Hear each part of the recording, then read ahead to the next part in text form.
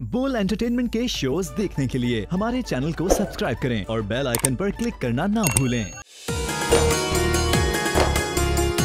अस्सलाम वालेकुम, एक दफ़ा फिर आप सबको खुशामदीद कहता हूँ बोलकास्ट में और उम्मीद करता हूँ सब खैर खैरियत से होंगे। Thank you for great response. Obviously Sahil Adeem साहब जहाँ पे हों वहाँ पे एक बेहतरीन बात होती है और एक अलग पॉइंट ऑफ व्यू से चीज़ें डिस्कस होती हैं। हम थोड़ी सी ये कोशिश कर रहे हैं रमज़ानों में ख़ास तौर से कि अलग पर्सपेक्टिव से कुछ चीज़ें आपके सामने लाई जाएं। ऑब्वियसली आप हमारे रमज़ान ट्रांसमिशन देख रहे हैं, इफ्तार भी देख रहे हैं, सहर भी देख रहे हैं। उसमें जो हमारे मुफ्ती साहिबान हैं उनसे बहुत सारी हमारी अलग अलग डिस्कशंस हो रही हैं और अलग अलग टॉपिक्स पे हो रही हैं। उनमें कोई एक चीज़ होती है जो मुझे लगता है कि यूथ तक पहुंचाने के लिए हमें ज़रूरत पड़े तो हमने साहिल अदीम साहब को स्पेशली फ़्लाई करवाया कराची और हम चाह रहे थे कि इनसे बैठ के बात की जाए। I am very thankful to you Sahil. सबसे पहले अस्सलाम वालेकुम कि आप अपने कीमती वक्त में से वक्त निकाल के यहाँ आए। Thank you for having me, it's my pleasure. और साहिल भाई बहुत सारी चीज़ें मैं ऑब्वियसली जब कुछ हम फिल्म्स देखते हैं, कुछ हम चीज़ें देखते हैं, उसमें ख़ास तौर से जो एक बहुत ज़्यादा मशहूर हुई चीज़ें उनमें टाइम ट्रैवल के हवाले से हमें बताया गया। टाइम ट्रैवलिंग के हवाले से ये एक सवाल कॉन्स्टेंटली ना दिमाग में। अच्छा, फिर उसमें एक वाक़या मुझे मिलता है अपने तालीम में, पढ़ाई में, तो मैं जब वो पढ़ता हूँ तो कुछ चीज़ें और दिमाग खोलती हैं। फिर जब कुछ और चीज़ें पढ़ते हैं तो वो दिमाग कुछ और खुलती हैं। तो टाइम ट्रैवल एक बड़ा अलग फैसिनेटिंग कॉन्सेप्ट भी लगता है और उसके साथ कभी यकीन आता है, कभी लगता है कि नहीं ये पॉसिबल है, फिर लगता है कि पॉसिबल है, नहीं ये नहीं हो सकता, फिर लगता है नहीं हो सकता है। So there are lot of things going on because इस ऑब्वियसली हम जब हम AI की बात कर रहे हैं या मेटावर्स की बात कर रहे हैं तो वहाँ पे हम वहीं से ले रहे हैं ना, जो हमारी जो रैशनल की जो बेसिस है ना, पेडिस्टल, वो हम असल में इस वक्त साइंस से ले रहे हैं। तो साइंस ने तो कभी भी नहीं कहा कि मैं रैशनल की बेसिस हूँ। साइंस ने तो कहा है कि मैं तो ढूंढ रही हूँ, जो कुछ मिलता है आपको प्रेजेंट कर देती हूँ, उसमें से अगर नहीं बनता कोई पजल, पूरा का पूरा पीस नहीं पजल नहीं बन रहा तो इस पीस को रिजेक्ट कर दें या फिर रख लें, क्या पता बाद में किसी और काम आ जाए। साइंस ने तो कभी एक बार दिखाई नहीं कि मैं फाइनल वर्ड हूँ या एब्सोल्यूट ट्रूथ मिल गया। सो ये वो साइंटिस्ट ही नहीं है जो इसके पर में आ जाए। तो बहरहाल ये एक अलग कहानी है, मगर लेते हैं हम उधर से ही हैं। इसका मतलब हम इतने नाइव हैं कि हम करंट डेफिनेशन ऑफ साइंस को फाइनल डेफिनेशन ऑफ साइंस लें। वाह वाह।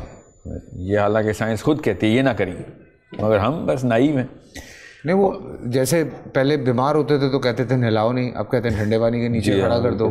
ऐसे ही होगा। और ये बिल्कुल साइंस खुद बताती है ना। साइंस ने हमेशा से कहा है कि मैं लाचार हूँ। जो सामने आता है, जो ढूंढते हैं, जो खुदाई में मिलता है, दिखा देते हैं। ठीक। तो हम कभी साइंस को उस वसूख से मत प्रेजेंट करें। फाइनल प्रेडिक्शन नहीं कह सकते। No, it is never the final word, never has it ever claimed, nor will it ever claim कि I am the final word. I am just the current series of whatever information that I have, 2+2 अभी 4 हो रहा है, अभी तक के लिए यही है बस। इसके बाद की बाद में आने वाले वक्त में देखी जाएगी। तो अब क्वांटम फिजिक्स के बाद तो कहानी ही बदल चुकी है अब, और ये टाइम ट्रैवल का कॉन्सेप्ट वहाँ से बहुत जान पकड़ लेता है। हाँ, क्वांटम फिजिक्स में तो अब तो ये बात करना बहुत हद तक नामुमकिन है कि टाइम ट्रैवल एग्जिस्ट नहीं करता। ठीक है, अब ये एक अलग कहानी है कि कैसे किया जाए कैसे नहीं, ये एक बहुत अलग बात है। मगर मुसलमान होने के नाते ये बात बहुत ज़रूरी है कि हमें पता हो कि हमारे ईमान का एक जुज़ है कि हम टाइम ट्रैवल को बिलीव करें इसके ऊपर। अगर हम टाइम ट्रैवल के बिलीवर्स नहीं हैं तो हम कुरान पाक की कुछ आयात के खुला इनकारी हो रहे हैं। कि जब अल्लाह ताला सूरह इसरा में ख़ुद कह रहे हैं कि रात के एक पहर के अंदर पाक है वो ज़ात जिसने रात के एक पहर में अपने नबी को, रात के एक पहर में इतना बड़ा डिस्टेंस ट्रैवल कराया और वापस लेके आए, ठीक है। ये पहर का लफ्ज़ इतना ना आता तो फिर ये ट्रैवल ना होता, सॉरी टाइम ना होता। तो टाइम ट्रैवल तो है ना, ये इस तरीके से मानना ज़रूरी है। अब कोई जितना मर्ज़ी ये कहे कि नहीं नबी इस्लाम की मेराज तो हुई नहीं, वो तो ख्वाब था, तो वो एक अलग बहस है, उसमें कर लेंगे। तो मैं कहीं और चीज़ निकाल लेता हूँ। कुरान पाक में कोई एक जगह पे ऐसा वाक़या नहीं है। बहरहाल ज़्यादातर मुस्लिम उलमा का भी जमहूर इसी पे है कि नबी इस्लाम की मेराज फ़िज़िकल असेंट ऑफ जर्नी जो है वो फ़िज़िकल जर्नी, तो मैं तो यही मानता हूँ। तो वो वहीं से टाइम ट्रैवल के ऊपर ईमान लाना ज़रूरी हो जाता है। अब रही बात और कहाँ पे है, तो मैं गिनी चुनी मोटी मोटी मिसालें बता रहता हूँ। मलका सबा का तख्त कैसे आदमी ने हज़रत सुलेमान के सामने प्रेजेंट किया। जिन ने कहा कि आप बैठे हुए हैं, खड़े होंगे, इससे पहले मैं ले आऊँगा। तो स्टूडियो जितना तख्त है वो याद रखिएगा, मलका सबा का तख्त इस टेबल जितना नहीं, स्टूडियो जितना है। और आदमी ने कहा, जो आदमी दरबार में था उस वक्त, उसने कहा कि ये जिन भाई साहब ज़रा स्लो हैं, खड़े होने से बैठने तक का जो सफ़र है इसमें 1-1.5 सेकंड लग रहा है।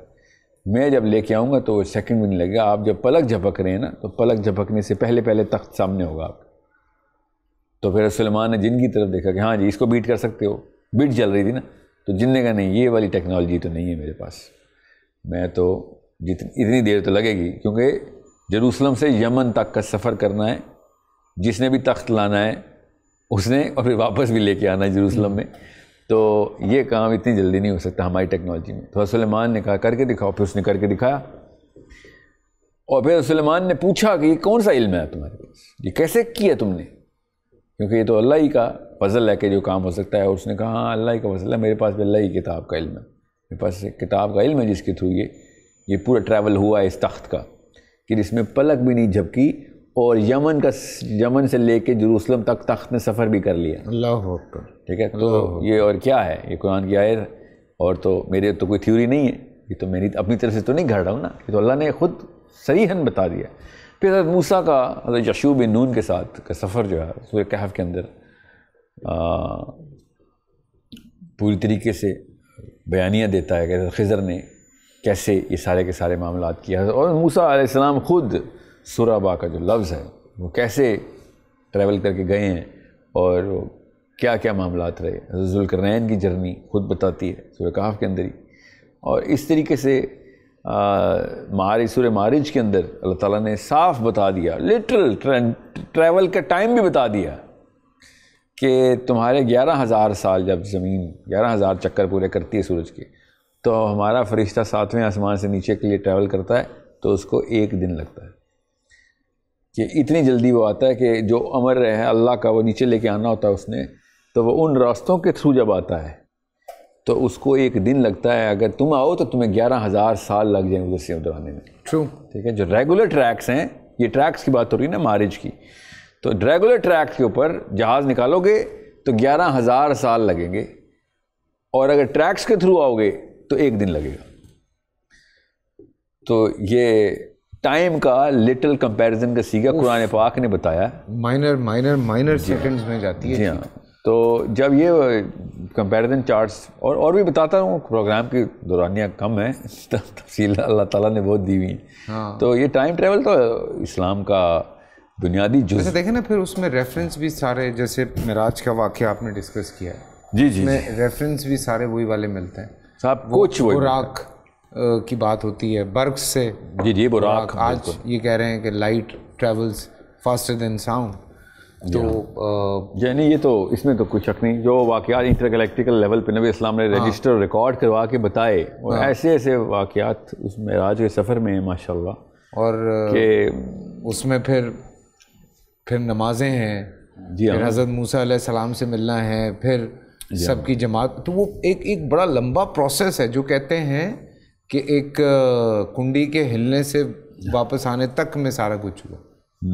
और देखें ये मौजूद है चीज़, यानी कि जी इस्लाम में तो पूरी तरीके से इस बारे में एनीथिंग इज फॉर अल्लाह के लिए। तो क्या अब वो जो एक और टाइम ट्रेवल भी है ना, जो फिल्मों से आता है कि मैं खुद जाऊं पास्ट में, वहीं रुक जाऊं और वहाँ पे कुछ चेंजेस शुरू कर दूं, अपने दादाजी को मार दूं तो खुद भी ना पैदा हूं, तो वो भी ना पैदा हो, तो बाप भी ना पैदा हो। ये इस तरह की जो है ना एल्गोरिदमिक जो फजूलियात, उसकी वजह से आम बच्चा भी कंफ्यूज हो जाता है कि हाँ टाइम ट्रैवल में तो बड़े कनंड्रम्स एंड पैराडॉक्सेस हैं। तो हाँ होते रहे।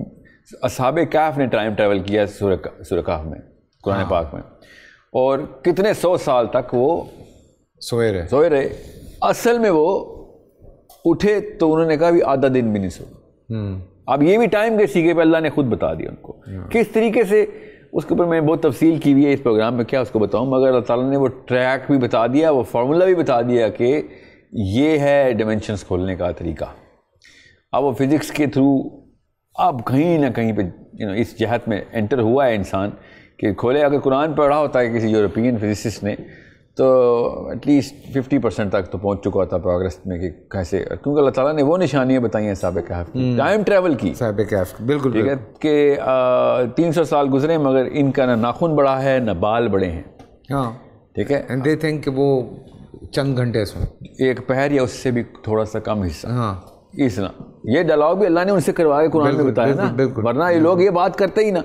बिल्कुल अल्लाह ने ये बात करवाई, कुरान में रजिस्टर करवाई कि उनके लिए कुछ घंटे, 2 घंटे, 3 घंटे, 4 घंटे गुजरे, और पीछे 300+ साल, इतने भी 100 साल गुजरे। अल्लाह ने कहा ये भी नहीं बताया किसी को, इतनी सदियां गुजरी हैं, 2, 3, 4 क्या पता ज़्यादा, और उनका टाइम ही नहीं गुजरा। आता तो 300 है वैसे। हाँ नहीं, मगर कुरान पाक की आयत इत्सेल्फ खुद गवाही दे रही ना कि किसी को पता नहीं है कि कितने, अल्लाह ही को पता है कि बंदे कितने थे। तो जब बाहर वो निकले तो उन्होंने देखा कि आबादी हो गई थी वहाँ पे। हाँ, करेंसी बदल चुकी थी, करेंसी बदल गई थी। तो ये तो ऊपर से ये असली निशानी जो है ना, वो 2 जो हैं इसमें सूरह कहफ में, जो 2 बड़ी निशानी है वो ये कि अल्लाह ताला ने इन तमाम अहबाब के, ठीक है, जो असहाब के कानों के ऊपर एक ख़ास ज़रब लगाई है, इनको एक ख़ास तरीके से सुलाने के लिए, क्योंकि अभी जब इन्होंने सोना है तो इनके साथ वो कुछ होना है कि जिनको देखोगे तो कुरान पाक ने कहा कि खौफ के मारे उल्टे पैर भाग जाओगे, जिस हालत में मैंने इनको रखा हुआ है। हालांकि ये उठे हैं तो ऐसे लगता है सो के उठे हैं, मगर सोए हुए बंदे को देख कर तो नहीं आप उल्टे पैर भागते ना। चाहे जितना मर्जी जो मर्जी बंदा हो, सोया हुआ हो तो सबसे कम खतरनाक होता है, बिल्कुल सबसे कम खौफनाक होता हो। तो उनको सोते हुए देख के क्यों उल्टे पैर भागना था, ऐसा क्या समा था उस वक्त इनके साथ, वो अल्लाह ताला सूरह कहफ में साफ साफ बता रहे। सो ये 300 साल ट्रैवल करना था। आज तो साइंस वो एक चीज़ कर रही है, आपने भी पढ़ा होगा इस बारे में, कि if you want to sleep for 50 years और 100 years you can sleep, you can. और आप वो कुछ सर्टन जो टेम्परेचर के साथ खेलते हैं उसके साथ आपको डाल के सुला दिया जाता है, और आपकी बॉडी को कुछ भी नहीं होता, और आप उठते हैं तो आप 100 साल के बाद उठना है, 50 साल के बाद उठना है। और you can go to a lower gravity or high gravity area, where you will be very big, space में जाएं और स्पीड में जाएं और वापस आएं। हम गुजर के कहाँ से कहाँ पहुँच चुके होंगे, आप उतने के उतने ही होंगे। हाँ, ये भी ठीक है।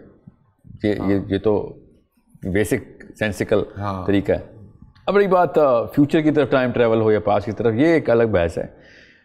क्या वक्त के अंदर आप अपने आप को किसी तरीके से रोक सके? हाँ, रोक सकें, हमने बताया, कुरान पाक ने बता दिया है। तो ये एक मामला बड़ा इंटरेस्टिंग, बहुत ज़रूरी, और मैं सिर्फ इंटरेस्ट पीक करने के लिए नहीं बता रहा हूँ, सारा इसको इस्तेमाल में लाने के लिए अल्लाह ने कुछ चाबियाँ दी हैं कुरान पाक में। वो अगर हम इस्तेमाल में ले आए ना, मैं टाइम ट्रैवल की बात नहीं कर रहा हूँ, टाइम ट्रैवल की जो टेक्नोलॉजी है, उस टेक्नोलॉजी का टाइम ट्रैवलिंग के अलावा भी बहुत इस्तेमाल है। बिल्कुल, वो इस्तेमाल अगर मुसलमान पकड़ ले, बच्चा स्पेशली कुरान के थ्रू फिज़िक्स पढ़े, ठीक है। मैंने एक पूरा का पूरा कॉन्सेप्ट जो है ना, इसको रिवाइव करने के लिए पूरी मूवमेंट शुरू की है इंशाल्लाह। अब पूरा मतलब एक स्कूल खोलना पड़ा मुझे कि जिसमें फ़िज़िक्स के साउंड का कॉन्सेप्ट, क्योंकि कुरान पाक में साउंड का कॉन्सेप्ट होता है, उसको रीडिफ़ाइन किया जाए कुरान की नज़र में। एनर्जी के कॉन्सेप्ट को रीडिफ़ाइन किया जाए, मैटर के कॉन्सेप्ट को रीडिफ़ाइन किया जाए, क्योंकि अभी तक ये डार्क मैटर समझ नहीं आ रहा है इनको, अल्लाह ताला ने कुरान में बताया हुआ है। सो कोई भी कॉन्सेप्ट पकड़ें, उसको कुरान की लेंस से फ़िज़िक्स के इंस्ट्रूमेंट्स लगाएं, बिल्कुल, तब कहीं जाके वो कॉन्सेप्ट डेवलप करें, ताकि वापस मुसलमान साइंस को रीडिफ़ाइन कर सके। ये सारी साइंस मुसलमानों ने ही शुरू की थी। बिल्कुल। अब यहाँ पे हम इतने हो गए हैं कि बस जो गोरे ने कह दिया वो हो गया, हो कि वो बेचारा कह रहा है तुम्हारे बाप दादाओं के एहसानात हैं, उन्होंने फिज़िक्स शुरू की, उन्होंने बायोलॉजी शुरू की, उन्होंने केमिस्ट्री शुरू की। अब अल्लाह करे कि हमारे मुसलमान बच्चे भी इस एंगल से, मैं क्यों ये टाइम ट्रैवल के कॉन्सेप्ट को कह रहा हूँ, ताकि अपने बच्चों को सही कॉन्सेप्ट डेवलप करके दें कि वो कुरान पाक में से साइंस की ओरिजिनल और आगे की डेफिनेशंस लेके आएँ। वो स्लो पोक किस्म का साइंटिस्ट नहीं, वो आगे की मनाजिल देखने वाला दूर रस दूर अंदेश मुसलमान हो, जो कि साइंस से भी आगे देख रहा हो, और वो दे साइंस को वालों को ही जिद्दत दे कि ये लो तुम्हारे लिए गिफ्ट लगाओ इसके ऊपर फिजिक्स, तुम भी सीखो, हम भी, क्योंकि ह्यूमन प्रोग्रेस ही हमारा भी मकसद है। हमने कब कहा कि ह्यूमन प्रोग्रेस नहीं करना है? कुरान पाक से ज़्यादा प्रोग्रेसिव किताब कौन सी है? मगर हम देख ही नहीं रहे उसको। पैदा होकर सिर्फ टिकटॉक थोड़ी बनाना है और जी हाँ, यही थोड़ी करना है, और लोगों ने बहुत सारे काम करने हैं, ये उन लोगों के लिए। इंशाल्लाह नहीं अपने बच्चे, मैं पूरा मिशन लेके चल रहा हूँ कि पाकिस्तान, इंडिया, मुसलमानों के कमेंट्स थोड़ी करने हैं यूट्यूब पे, इंस्टा पे, लोगों ने बड़े बड़े काम करने हैं। इंशाल्लाह अल्लाह ताला ने ये जो अक्ल दी है वो इसीलिए दी है ना भाई। लगेंगे हमारे बच्चे ही लगेंगे और रीडिफाइन करेंगे इंशाल्लाह। बिल्कुल इंशाल्लाह, और करना भी चाहिए, बिकॉज जो स्ट्रेंथ फिजिक्स आपको अल्लाह ताला ने दे दी है, क्या वो जो हमारे पास कुरान पाक है, वो बहुत बड़ी स्ट्रेंथ है, सबसे बड़ी स्ट्रेंथ है सर। बिल्कुल ठीक है, अल्लाह ताला को जिस तरह मखलूक़ात पे जो कंपैरिजन ये है हदीस में, तो कुरान जो अल्लाह ताला को मखलूक़ात से निस्बत पता है। इसमें ना मेरा एक बड़ा इम्पोर्टेंट सवाल है। मैं अब चूँकि हमारे पास वक्त कम होता है और वो सवाल बड़ा इम्पोर्टेंट है मेरा, और वो मैं चाहता हूँ कि मैं अगले प्रोग्राम में जो है वो जी क्यों नहीं, बिल्कुल उस हवाले से पूछूं। बट टाइम ट्रैवल के ऊपर मेरे ख्याल से इससे बेहतरीन जवाब नहीं हो सकते जिस पे आप लेके गए माशाल्लाह। अभी तो मैंने क्या ही रिसर्च करनी है, अभी तो बच्चे हमारे इंशाल्लाह जब गोता लगाएंगे ना पूरी तरह कुरान में, तो वो इंट्रिकसीज़ हैं कुरान पाक की, जो साइंस को वो रोशनी दिखाएंगे कि उनको उनके दिमाग भी उसी तरीके से मुअत्तर होंगे जिस तरीके से पहले मुसलमान करते रहे हैं दुनिया में। हमें बताना है ना दुनिया हाँ, को, बताएं, और किताब हमारे पास है, किताब हमारे पास और बता वो रहे हैं, जिसने पूरी दुनिया बनाई है। जी हाँ, जिसने पूरी कायनात जो जी हाँ, जिसे हम कहते हैं। और कुछ चीज़ें मैं भी जब पढ़ता हूँ तो मैं भी फंस जाता हूँ, रुक जाता हूँ। जैसे एक बात पे मैं बड़ा रुकता हूँ, और मैं उस पर मेरी बल्कि साहिल भाई से बात भी हुई है फ़ोन पे, उस हवाले से हम बात कर रहे थे कि मैंने कहीं ज़मीन नहीं पढ़ा कुरान में, मैंने ज़मीनें ही पढ़ा। माशाल्लाह, जी हाँ, मैंने आसमान नहीं पढ़ा, समावात ही पढ़ा है, समावात ही पढ़ा है। हाँ जी, तो जी हाँ, मैं उस पर बड़ा रुकता हूँ आके, और उस पर आज साइंस बात कर रही है। जी बिल्कुल, कुरान पाक ने तो 7 आसमान और 7 ज़मीनें खुद सरीहन बता दिया। 7 जहान तो साफ़ हैं, इससे ज़्यादा है कि नहीं तो अल्लाह को पता है। 7 तो अल्लाह ने हमें बताएं कि तुम्हारे लिए है, इतना इल्म तुम्हें चाहिए, लो 7 आसमान है। तो ये 7 ज़मीनें नहीं समझ आएंगी जिसको, या 7 जहान नहीं समझ आएंगे, तो उसको इस्लाम के और भी बड़े मामला नहीं समझ आएंगे। हाँ, बड़ा इम्पोर्टेंट एक बात आई हुई है, कल करते हैं उस पर बात। चलें जी, हमें इजाज़त दें, कल मिलते हैं आपसे।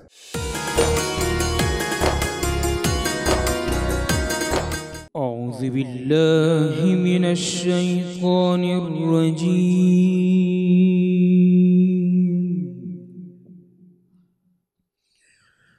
बिस्मिल्लाहिर रहमानिर रहीम।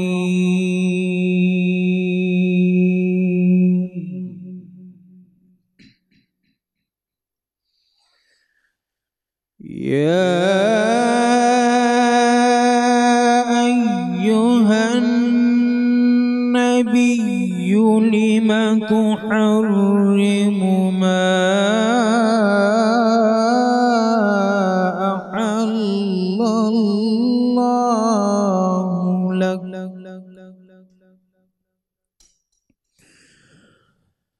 तबतगी मर्ज़ात अज़वाजिका वल्लाहु गफूरुर रहीम।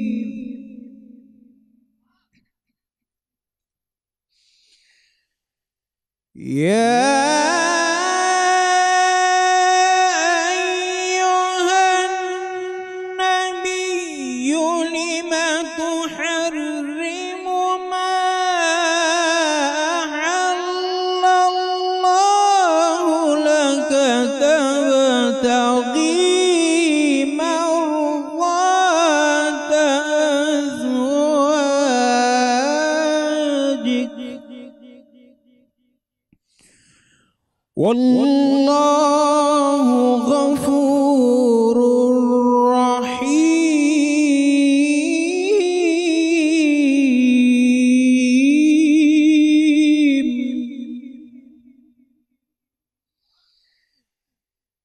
क़द फ़रज़ल्लाहु लकुम तहिल्लता अयमानिकुम वल्लाहु मौलाकुम व हुवल अलीमुल हकीम।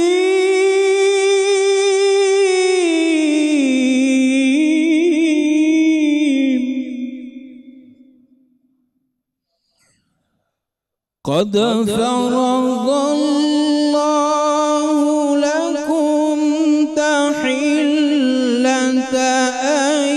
أيمانكم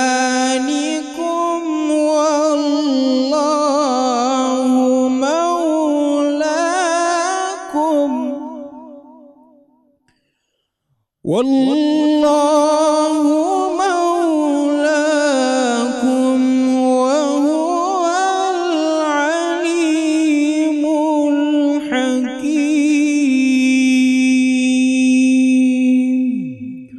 صدق الله العظيم। बिस्मिल्लाहिर्रहमानिर्रहीम, सदक़ल्लाहुल अज़ीम। आप सबको खुश आमदेद कहते हैं सहरी की इस खूबसूरत ट्रांसमिशन में।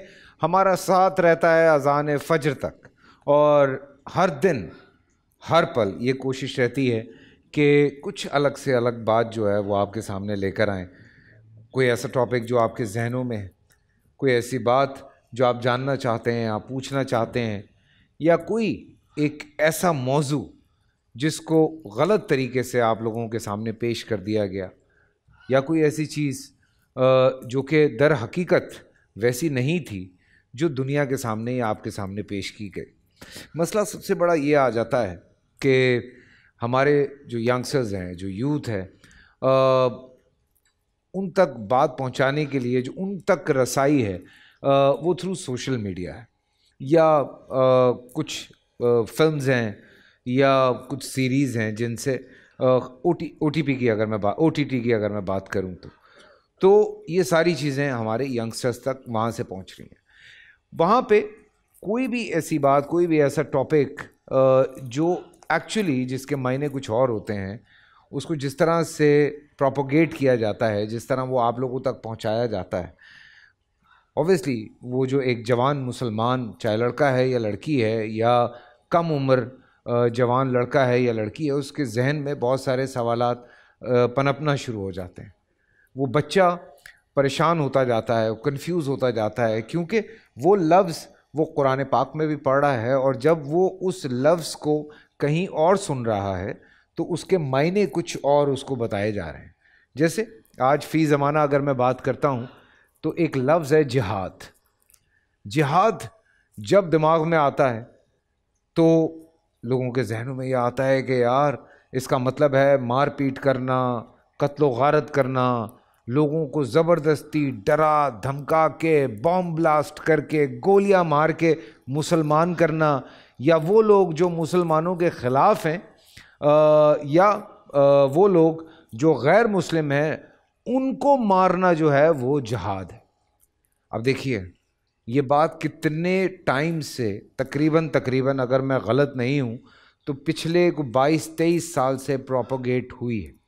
छोटे छोटे लेवल पे होना शुरू हुई, बड़ी बड़ी फिल्म्स बननी शुरू हुई, हॉलीवुड से ये चीज़ शुरू हुई, किताबों में, रिसालों में, फिर उसके बाद बहुत सारी आपकी जो हिंदुस्तानी फिल्म्स हैं उनमें एक कैरेक्टर डाल दिया जाता है जो जिहाद करने निकला हुआ है, और वो इंडिया में बॉम्ब कर रहा है और सारा कुछ कर रहा है। फिर एक बंदा हिंदुस्तान में पकड़ा जाता है जिसका नाम अजमल कसाब है, जिसके बारे में हमारे मुल्क में एक सहाफ़ी कह देते हैं कि भाई ये तो यहाँ रहता था, जबकि वहाँ पे रहने वाले जो वेटर्स थे वो ये कह रहे हैं कि भाई वो तो आपस में जो है हमारी लोकल लैंग्वेज में बात कर रहे थे।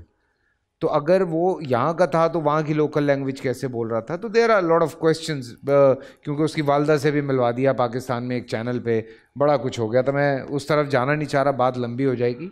तो वो दिखाया, उस लड़के से ये बुलवाया गया कि जी वो हिंदुस्तान में जिहाद कर रहा।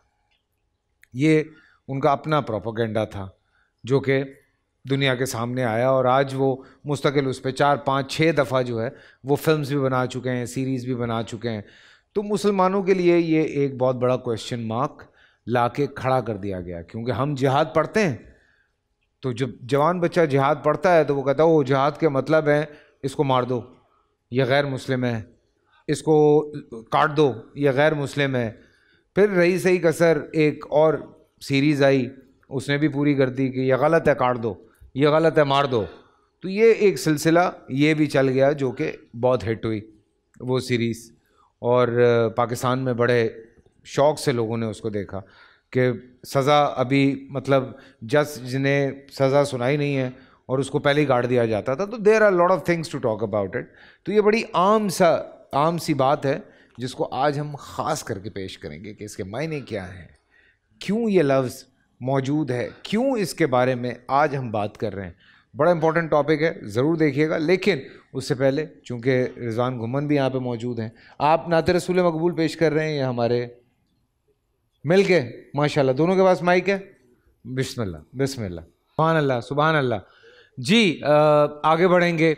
हमारे हनीफ कुरैशी साहब जो हैं, मुफ्ती हनीफ कुरैशी साहब, अंबिया के बोल लेकर आपकी खिदमत में हाजिर होते हैं। तो चल के सुनते हैं अंबिया के बोल।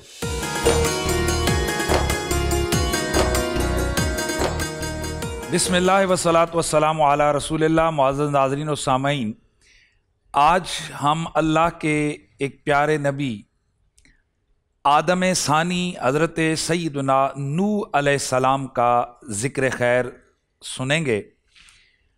आदम अलैहिस्सलाम के बेटे हैं जनाब शीस अलैहिस्सलाम, जनाब शीस के बेटे हैं जनाब यानस, यानस के बेटे हैं कैनान, कैनान के बेटे हैं मेलाइल, मेलाइल के बेटे हैं यारद, यारद के बेटे इदरीस, इदरीस के बेटे मुतवश्शिह, मुतवश्शिह के बेटे लमक नेक नाम, और लमक नेक नाम के बेटे हैं हज़रत सैयदना नूह अलैहिस्सलाम।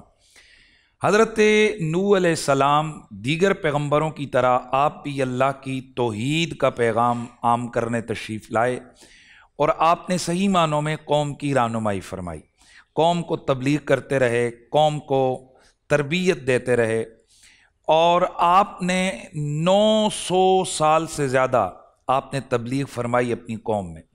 लेकिन आपकी कौम शिर्क में, बुत परस्ती में इस कदर डूबी हुई थी कि वो एक एक नहीं बल्कि 5-5 खुदाओं की वो पूजा करते थे। इनके बड़े बड़े बुत थे, वद था, सवा था, यऊक और नसर। ये 5 बड़े इनके खुदा थे जिनको वो खुदा समझते और उनको पूछते। और अल्लाह का नबी पूरी बस्ती में घूमते, रोज़ाना जाते और फरमाते कौम बाज आ जाओ, फ़अबुदुल्लाह, अल्लाह की इबादत करो, ला इलाहा गैरुहु, उसके सिवा कोई इबादत के लायक नहीं है। मुअज़्ज़ज़ नाज़रीन सामईन, ज़रा गौर करें अल्लाह के नबी का स्टेमिना, अल्लाह के नबी का हिल्म, अल्लाह के नबी का सब्र देखें। 900 साल 900 साल मुसलसल अल्लाह का नबी तबलीग फरमाते रहे, और आपकी उस दावत तबलीग पर लब्बैक कहने वाले 80 मर्द और ख़वातीन सामने आती हैं। कुल 900 साल और 80 मर्द और ख़वातीन। चुनांचे जब आप अपनी कौम को फरमाते कि अल्लाह वादहू ला शरीक की तौहीद की तरफ आ जाओ, तो कौम एक ही जवाब देती कि ए नूह, हमारा वक्त ज़ाया ना करो, बल्कि आपकी क्या हैसियत है, मा अंत इल्ला बशर मिसलुना, आप तो हमारी तरह के एक बशर हो, आप खाते पीते उठते बैठते हमारे अंदर हो, तो आपको हम कैसे मान लें और आपकी बात कैसे मानें, और हम अपने खुदाओं को किस तरह से छोड़ सकते हैं। चुनांचे मालिक अर्ज़ो समा के पैगंबर ने जिस वक्त उनसे बावजूद इतनी कोशिश के वो कौम बाज ना आई, तो मालिक कौनैन की बारगाह में अल्लाह के पैगंबर ने अर्ज़ की, मालिक अब तू ही इस कौम को देख, इन्होंने मेरी बात को तस्लीम नहीं किया। अल्लाह वादहुल्ला शरीक ने हुक्म दिया कि ए नूह, फस्नइल फुल्क बिअयुनिना, एक कश्ती बनाई हमारी आंखों के सामने। जिब्रील अलैहिस्सलाम तशरीफ लाए और उन्होंने एक डिजाइनिंग आपकी खिदमत में अर्ज की कि आपने किस तरह की कश्ती, किस तरह की बनावट से तामीर करनी है, बनानी है। चुनांचे आप जंगल में गए, लकड़ियां काटने लगे, लोग आते और पूछते कि आप क्या कर रहे हैं, तो आप फरमाते मैं कश्ती बना रहा हूं। तो वो लोग काके लगाते और वो हंसते और वो कहते कि यहां जंगल है, यहां कहां पानी नहीं है, तो यहां सैलाब कहां आएगा, समुंदर कहां आएगा, दरिया कहां आएगा, कश्ती तो पानी पर चलती है। माअज़ल्लाह वो आपके हवाले से और हर्जा सराई करते हुए कहने लगे कि ये तो बहक गए हैं, माअज़ल्लाह, अल्लाह का नबी नूह अलैहिस्सलाम बहक गए हैं, ये अजीब इनकी हालत हो गई है कि ये कश्ती बना रहे हैं, पानी है ही नहीं है और ये कश्ती बना रहे हैं। अल्लाह वादउला शरीक की तरफ से पैगाम आया, नूह आप हमारे पैगंबर हो, आप कश्ती बनाओ। चुनांचे जब हज़रत नूह अलैहिस्सलाम कश्ती को बना चुके तो ये कश्ती जब बन के तैयार हुई तो तफासिर में आते 550 फुट लंबी है, 90 फुट चौड़ी है और तकरीबन 50 फुट के करीब ये ऊंची ये कश्ती तैयार हुई, जिसकी 3 मंजिलें। अब इस बदबख्त कौम ने इस कश्ती के अंदर गंदगी को डाला। अल्लाह के नबी परेशान हो गए कि ये कश्ती मालिक मैंने तेरे हुक्म पर बनाई है, अब इसके अंदर इन्होंने गंदगी को डालकर इसको भर दिया। अल्लाह का करना इस कौम पर एक ऐसी बीमारी आ गई कि सारे जनाब परेशान हो गए और उसका इलाज उनके सामने ये आया कि उन्होंने बतौर इलाज उसी कश्ती से वही गंदगी उठाकर अपने जिस्मों पर मलनी शुरू की, ताकि न सिर्फ ये कि वो सारी कश्ती साफ हो गई बल्कि उसको उन्होंने बिल्कुल धो दिया। जिस वक्त अल्लाह ताला की मर्जी आई कि इस कौम पर अजाब को मुसल्लत फरमाए तो अल्लाह ताला ने हज़रत नूह अलैहिस्सलाम को हुक्म दिया कि ए नूह, सारे अहले ईमान को इस कश्ती में बिठाओ और आप हर जानवर, हर जानदार का एक एक जोड़ा भी इस कश्ती में बिठाओ। चुनांचे हज़रत नूह अलैहिस्सलाम ने तमाम जानदारों के उस वक्त जो मौजूद थे उनका एक एक जोड़ा उस कश्ती के अंदर रखा। तमाम अहले ईमान को कश्ती में बैठने का हुक्म दिया। तो जैसे ही ये लोग कश्ती में बैठे, अल्लाह की तरफ से तेज़ मूसलाधार बारिश शुरू हो गई और वो बारिश इस कदर तूफ़ान की शक्ल इख्तियार कर गई कि हर तरफ जल थल, हर तरफ पानी पानी हो गया। आपका बेटा उसी पानी में गोते खा रहा था, तो आपने उस बेटे को फरमाया कि ए मेरे बेटे आ जा, तू भी कश्ती में सवार हो जा। कहने लगा नहीं, मैं कश्ती में नहीं बैठूंगा, बल्कि मैं तो पहाड़ी पे चढ़ जाऊंगा, मैं बच जाऊंगा। हज़रत नूह अलैहिस्सलाम ने मालिक के कौनैन की बारगाह में अर्ज़ की, या अल्लाह, ये मेरा बेटा है, ये पीछे रह गया। अल्लाह ताला ने फरमाया, इन्नहु लैसा मिन अहलिका, ए प्यारे नूह, ये तेरा बेटा नहीं है, ये गुमराह है, ये काफिर है, इसने तेरी बात नहीं मानी, लिहाजा इससे तेरा कोई रिश्ता नहीं है। हज़रत नूह अलैहिस्सलाम ने कहा, मालिक तू बेहतर जानता है, तेरे फैसले सबसे ज़्यादा बेहतरीन हैं। चुनांचे एक ऐसा तूफान खड़ा हो गया कि हर तरफ पूरी ज़मीन पानी में डूब गई और कश्ती पानी पर तैरने लगी। 6 महीने ये कश्ती यूं ही मुसलसल पानी पर तैरती रही और जब अल्लाह की मंशा और मर्जी आई तो 10 मुहर्रमुल हराम को ये कश्ती जूदी पहाड़ पर जाकर टिक गई और आहिस्ता आहिस्ता वो सैलाब का, तूफ़ान का वो पानी ख़त्म होने लगा, ज़मीन में जज्ब होने लगा। मौजूद नाजरीन, यहाँ ये बात भी ज़हन में रहे कि हज़रत नूह अलैहिस्सलाम ने वो जब कश्ती बनाई तो मुफस्सिरीन किराम ने लिखा है कि उस कश्ती पर आपने कुछ लिखा, और वो जो लिखा वो क्या था, ज़माना देखिए कब का, और नूह अलैहिस्सलाम कश्ती के ऊपर तहरीर फरमा रहे हैं, मोहम्मद अली फ़ातिमा हसन हुसैन, पंचतन पाक के नाम हज़रत नूह अलैहिस्सलाम उस कश्ती पर लिख रहे हैं। और इसीलिए कहने वाला कहता है, अगर नामे मोहम्मद रा नया वुर्दे शफ़ी आदम, न आदम याफ्ते तोबा ननू असगर के नजीना, कि हज़रत आदम अलैहिस्सलाम और हज़रत नूह अलैहिस्सलाम इन दोनों ने मोहम्मद वाले मोहम्मद के वसीले पेश किए। अगर ये वसीले ना होते तो हज़रत आदम की तौबा की कबूलियत भी ना होती और हज़रत नूह अलैहिस्सलाम आपकी कश्ती भी उस गरकाबी से बच ना पाती।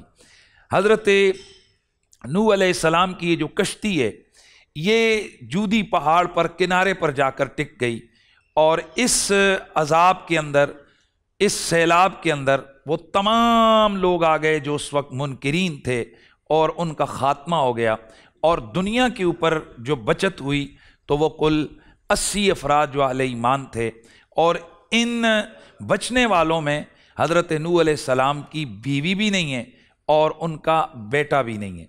उसकी वजह क्या है कि बीवी ने भी आपकी नाफरमानी की और बेटे ने भी आपके दीन से इनहराफ किया। तो यूं अल्लाह वादा शरीक ने उन 80 अफराद के ज़रिए से फिर इस दुनिया पर इंसानियत का सिलसिला फैलाया। इसलिए हज़रत नूह अलैहिस्सलाम को आदम सानी भी कहा जाता है कि वो जो एक इंसानियत का सिलसिला हज़ारों लाखों में पहुंच चुका था, वो वापस घट के 80 अफराद तक महदूद हो गया।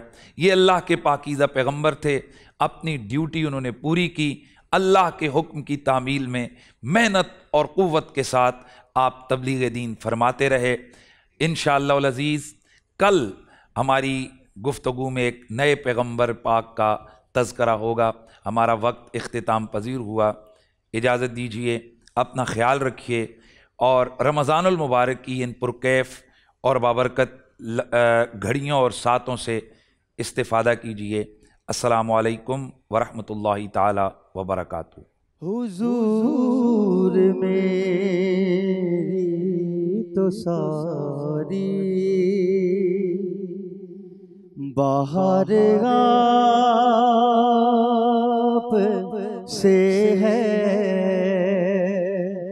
मैं बेकरार था, मेरा करार आप से है। हुजूर मेरी तो सारी बहार आप से है, मैं बेकरार था, मेरा करार आप से है। मैं बेकरार था, मैं बेकरार था, मैं बेकरार था, मेरा करार आप से है। हुजूर मेरी तो सारी कहाँ वो अर्ज़ मदीना, कहाँ मेरी हस्ती, कहाँ वो अर्ज़ मदीना, कहाँ मेरी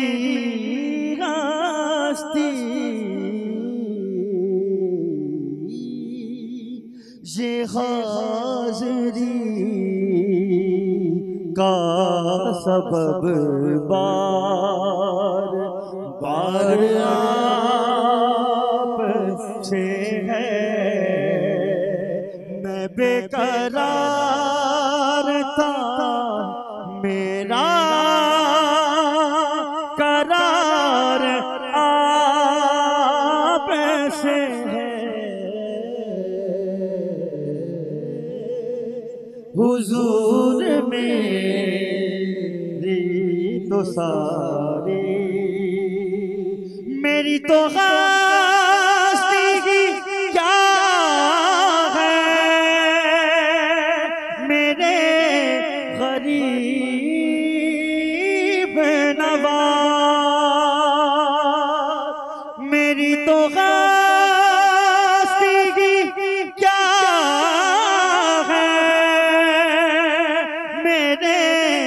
गरीब नवाज। जो मिल रहा है मुझे सारा प्यार आप से है। मैं बेकरार था, मेरा करार आप से है। बेकरार था, मैं बेकरार था, मैं बेकरार था, मेरा करार आप से है। हुजूर मेरी तो सारी।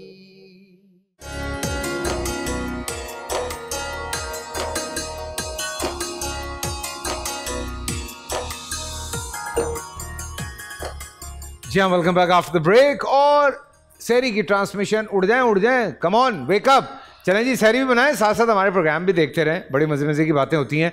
जिहाद के हवाले से बड़ी लंबी चौड़ी मैंने तकरीर कर दी, और जैसे मैंने आपको बताया कि गलत प्रोपोगेट या गलत तरीके से मिसइंटरप्रेट आप लोगों तक किया गया, बात को पहुंचाया गया। सो जानना है कि जिहाद के मायने क्या हैं। सबसे पहली बात है, जी आ जाएं, जिहाद के मायने क्या हैं? बिस्मिल्लाह वस्सलातु वस्सलामु अला रसूलिल्लाह। जिहाद का एक लुग़वी माना है और एक इस्तिलाही माना है। जिहाद जोहद से, जिसका मतलब होता है कोशिश करना, स्ट्रगल करना। अच्छा।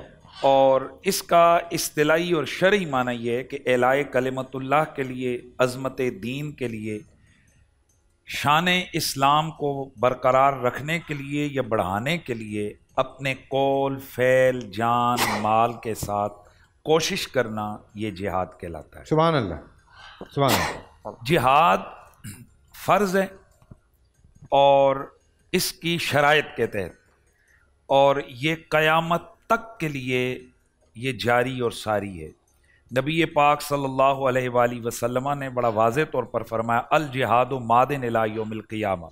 जिहाद क़यामत तक जारी रहने वाली चीज़ है। बिल्कुल। जिहाद इलाए कलिमतुल्लाह का ज़रिया है, और जिहाद मुसलमानों की कायनात के अंदर अज़मत और अल्लाह के दीन की सरबुलंदी और अल्लाह के दीन की तरवीज का एक बहुत बड़ा ज़रिया है। कुरान मजीद कुरान रशीद में इसके हवाले से मुतअद्दिद आयात हैं। कई आयात हैं जिनमें जिहाद बिल माल का हुक्म दिया गया, कई आयात हैं जिनमें जिहाद बिल सैफ का हुक्म दिया गया, कई आयात हैं जिनमें जिहाद बिल नफ्स का हुक्म दिया गया है। अब इसको जिस वक्त हम डिटेल में जाकर हम बात करते हैं या हम बात करेंगे, तो फिर उस वक्त जो आपने ओपनिंग में अपनी गुफ्तगू की है उसका मफहूम बिल्कुल बड़ा वाज़े हो जाएगा। आपने ये जो कहा है कि दुनिया के अंदर ये कॉन्सेप्ट गया है, ये जारी है, यानी अवाम के सामने आम तौर पर, कि जिहाद का मतलब है जी कि बस पकड़ो और सर तन से जुदा कर दो। जैसे मैं आपको भी रिमाइंड करवा देता हूँ। आपको याद होगा 9/11 was the breaking point for जिहाद, क्योंकि इन्होंने जो लफ्ज़ इन्होंने उठाया और उस पर इन्होंने बहुत सारी फिल्म्स भी बनाई, या 9/11 हमारे सामने आया तो उसमें एक लफ्ज़ निकल के सामने आ रहा था कि मुसलमान जिहाद पे निकल चुके हैं। व्हाट अरबी में जो वो बात कर रहे थे, तो वो बात पूरी दुनिया को ये बताई जा रही थी कि ये इन्होंने जिहाद किया है वहाँ पे, दोनों जहाज़ मार के या बाकी ये सब कुछ करके, या उन पे गैर मुस्लिमों पे अटैक करके। तो ये उन्होंने ये जिहाद का लफ्ज़ ऐसे पूरी दुनिया को सुनाया है। देखें, इसमें आप इस बात को ज़हन में रखें कि ये आलम कुफ्र की साजिश है। बिल्कुल। कि वो हर दौर में जो इस्लाम की हसीन चीज़ है, ये जो इस्लाम के उसूल हैं, ये जो इस्लाम के अंदर फ़राइज़ व वाजिबात हैं, उनका मजाक बनाने के लिए या उनकी गलत तशरीह करके लोगों को इस्लाम से बरगश्ता करने के लिए ये कोशिशें करते रहते हैं। आपने देखा होगा कि लाल मस्जिद की आड़ में एक भुरके को शदीद किस्म का तनकीद का निशाना बनाया गया। फिर उसी लाल मस्जिद ऑपरेशन की आड़ में मदारिस को टारगेट किया गया, चूँकि मदारिस ही वो ऐसी जगह थी कि जहाँ से इस्लाम का एक सॉफ्ट पिक्चर जा रही थी, और लोग हैरान हो रहे थे कि यार ये कैसी जगह कि जहाँ लाखों की तादाद में बच्चों की परवरिश भी हो रही है, उनको मुफ्त तालीम भी दी जा रही है और तेज़ी से लोग उन मदारस की तरफ राग़िब हो रहे थे। लिहाजा आलम कुफ्र ने अपनी साजिश के तहत मदारस को बदनाम करने के लिए एक पूरा ड्रामा रचाया, जिसमें मरहूम जनरल मुशर्रफ साहब मैन जो है ना उसके अंदर हीरो के तौर पर सामने आए, उनके हीरो के तौर पर वो सामने आए और वो दुनिया ने देखा कि उनकी ये प्रैक्टिस बुनियादी तौर पर पाकिस्तान के लिए भी नुकसान का बायस बनी, इस्लाम के लिए भी बड़ा नेगेटिव मैसेज गया।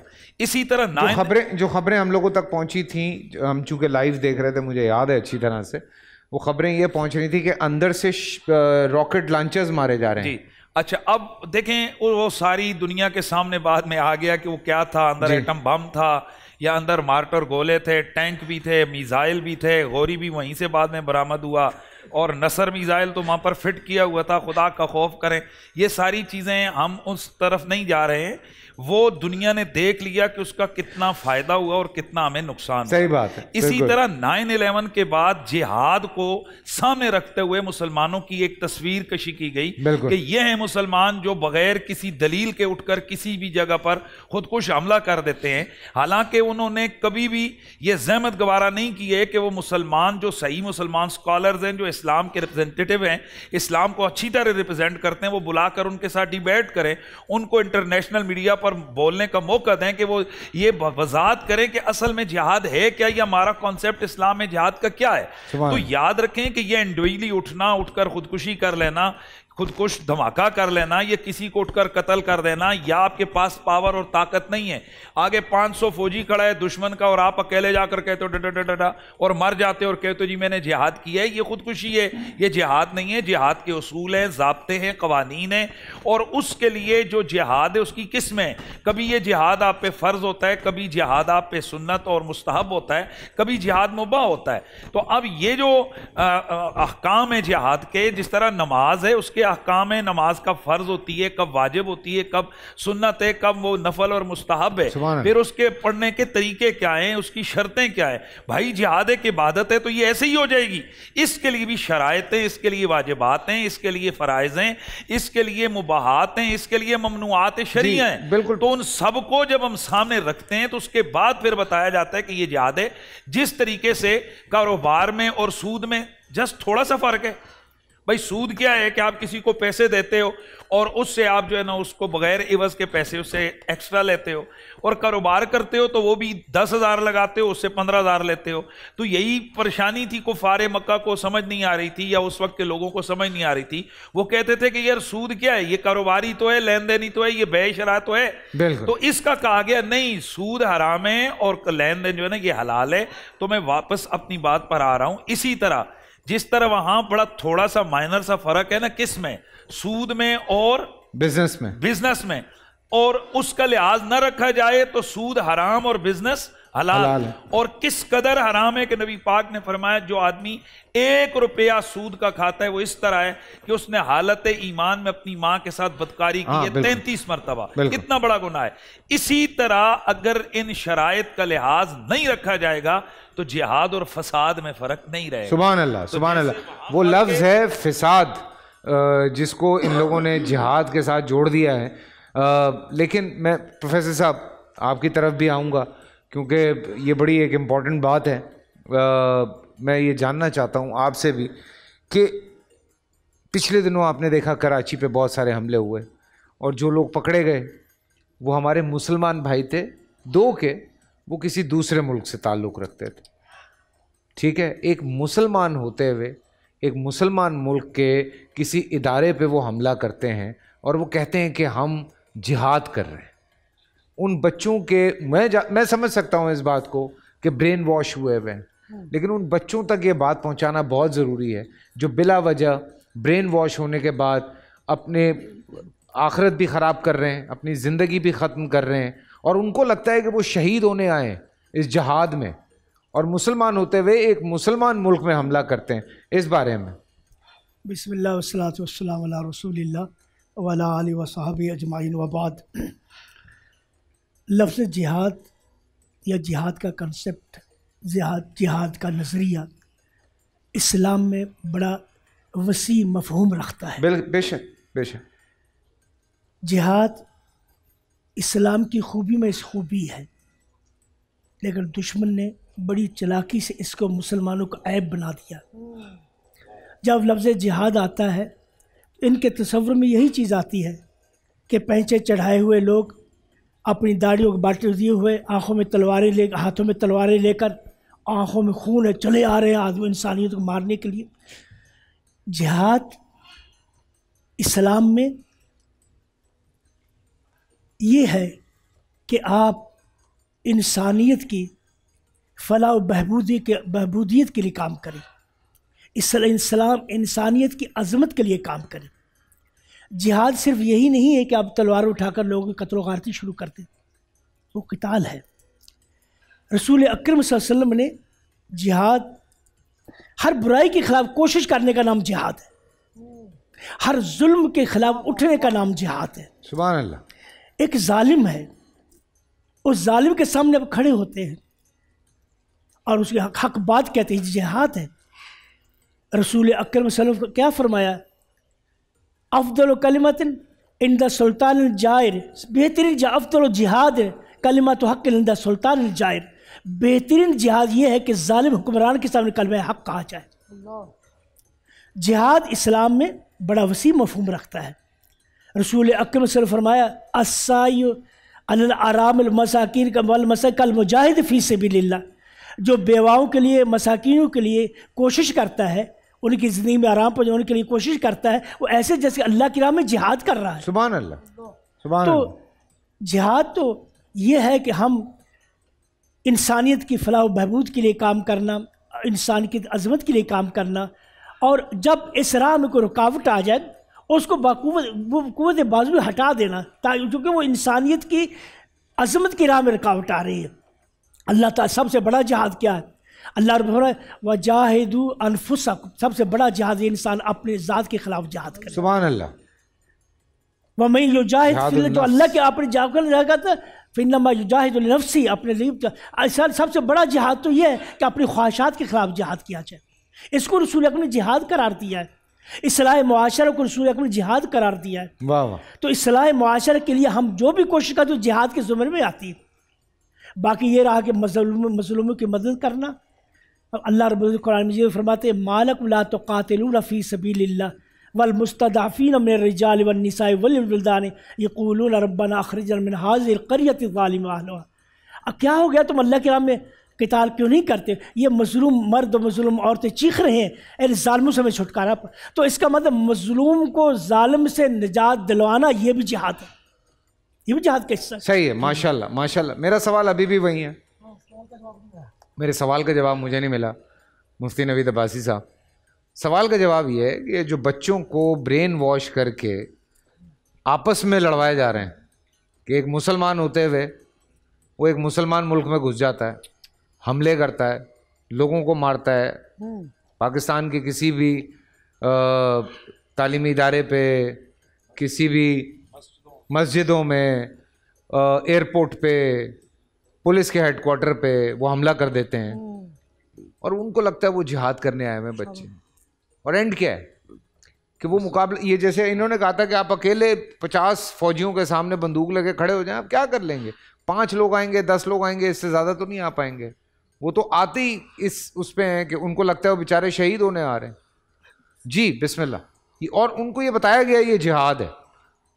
नहमदुहु सल्ली अला रसूलिहिल करीम, अम्मा बाद, आऊज़ु बिल्लाहि मिनश शैतानिर रजीम, या अय्युहन नबिय्यु हर्रिदिल मुमिनीना अलल क़िताल। देखिए, हम यहाँ पे बात कर रहे हैं जिहाद की, और फिर चीज़ें मिक्स हो जाती हैं उसके साथ क़िताल के बाब में। क़िताल अलग चीज़ है, जिहाद अलग चीज़ है। जिहाद के ज़ुमरे में एक चीज़ क़िताल दाखिल है, लेकिन कुल्ली तौर पर जिहाद को हम समझते ही अगर क़िताल हैं तो ये हमारी कम फहमी है, बताया ये जा रहा है, फहमी है। बुनियादी तौर पर बात यह है कि जिहाद क्या है। देखिए, नबी अकरम सल्लल्लाहु अलैहि वसल्लम क़िताल से वापस आ रहे हैं। अभी मैं शेख से पूछ रहा था कि ये हदीस सही है या नहीं है, तो शेख कहने लगे ये हदीस सही है। तो मैंने कहा फिर मैं बयान करूं, वरना शेख बीच में रोक भी लेते हैं, पूछ लेते हैं। तो मैंने शेख से पूछ ली हदीस। तो अब मैं अर्ज़ करूं कि नबी अलैहिस्सलाम तबूक से वापस तशरीफ़ ला रहे हैं, और हुज़ूर फरमा रहे हैं कि हम असगर जिहाद से, छोटे जिहाद से बड़े जिहाद की तरफ लौट रहे हैं। यानी तबूक, जहां काफिरों की आंखों में आंखें डालकर तलवारों के साए में गर्दनें कटाना है, गर्दनें काटना है, वो छोटी जंग है, वो छोटा जिहाद है। और नबी अलैहिस्सलाम फरमा रहे हैं कि हम वापस पलट रहे हैं बड़े जिहाद की तरफ। यानी हमने शैतानो नफ्स के ख़िलाफ़ जो कोशिश और काविश करनी है, जो हमने अपने मुआशरे को हर किस्म की बेहयाई, फहाशी, उरियानी, दो नंबरी, करप्शन, लूट को सूट से बचाना है, ये नबी अलैहिस्सलाम ने फरमाया जिहाद है। नबी अलैहिस्सलाम के ये अल्फाज तो नहीं है, ये मैं तशरीह कर रहा हूँ कि इन चीज़ों से बचाना अपने आप को, इसको बड़ा जिहाद करार दिया गया है। तो अब जो जिस तरफ आपने इशारा किया, देखिए जिस्म आपने सफ़ेद कपड़े पहने हो ना, तो सफ़ेद लिबास पर जब मक्खी बैठती है तो वो दूर से नज़र आती है, काले लिबास पर शायद नज़र ना आए। तो मसला ये है कि मुसलमान ये इतने नूर के, दीन के हामिल लोग हैं, इनमें जब कोई छोटा सा गिरोह या छोटा सा तबका कोई गलत काम करता है तो उसको थोप दिया जाता है इस्लाम पर कि जी मुसलमान ऐसे। हालांकि इस्लाम तो अमन का दाई है, इस्लाम तो प्यार का दाई है। मोहतरम फैसल कुरैशी साहब, जिस क़िताल को शायद लोग समझ के बुरा समझ रहे हो, मैं ये गुजारिश करने लगा हूँ कि नबी अकरम सल्लल्लाहु अलैहि वसल्लम जिहाद पर सहाबा को रवाना कर रहे हैं और फरमा रहे हैं जाओ कुफ़ार के ख़िलाफ़ जंग करो तलवार उठा के। लेकिन मान फरमा रहे हैं अगर बूढ़े तुम्हारे सामने आ जाएं तो तलवार न चलाना, बच्चे तुम्हारे सामने आ जाएं तो उन्हें कोई नुकसान न पहुंचाना, अगर तुम्हारे सामने ख़वातीन आ जाएं, कौन सी, उनकी जो तुम्हारे खिलाफ जंग में लड़ रहे हैं मर्द, उनकी औरतें आ जाएं तो उन्हें नुकसान ना पहुंचाना, लहलाते हुए खेतों को, दरख्तों को, सरसब्जो शादाब वादियों को नुकसान ना पहुंचाना। यह है इस्लाम की तालीमात। कब? जहां कोई तहजीब व तमद्दुन का ख्याल नहीं रखा जाता। पुराने ज़माने में जंगों में और आज भी हिरोशिमा और नागासागी पर जनाब एटम बम बरसा दिए जाते, कोई पूछने वाला नहीं है। अफगानिस्तान को जनाब बिल्कुल मलिया मेट कर दिया जाता है, तोरा बोरा पर जो है ना वो बम बरसाए जाते हैं। न औरत का ख्याल, न मर्द का ख्याल, न बच्चे का, न बीवी का, किसी का नहीं। लेकिन इस्लाम इन हालात में भी कहता है औरतों का ख्याल करो, बच्चों का ख्याल करो।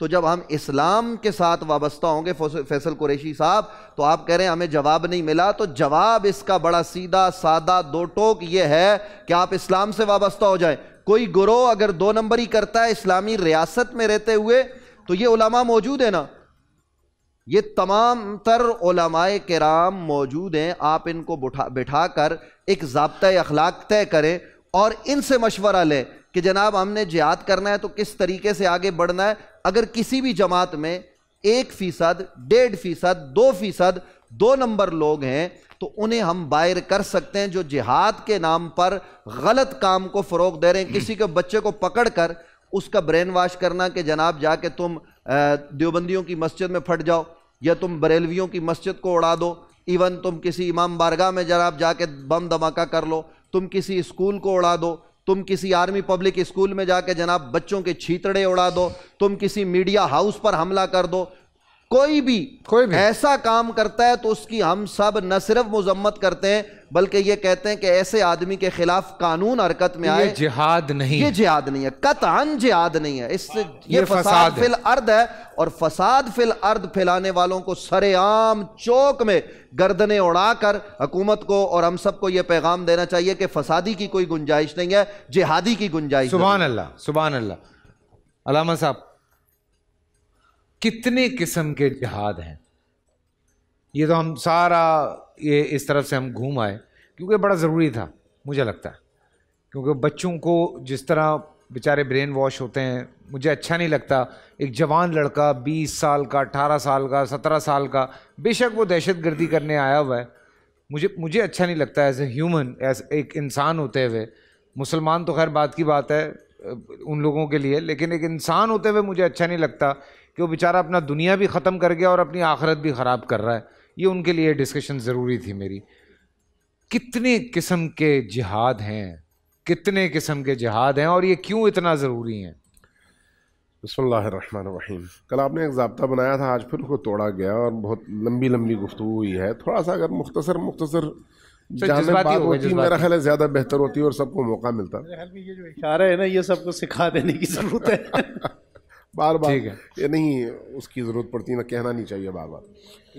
देखिए ये जो आपने सवाल उठाया ना, पहले आपने मुफ्ती साहब से सवाल किया, बाकी दोस्तों से सवाल किया, सब ने इसकी वजाहत कर दिया है कि जहाद और क़िताल इसमें अअम अख़स मिन वजह है।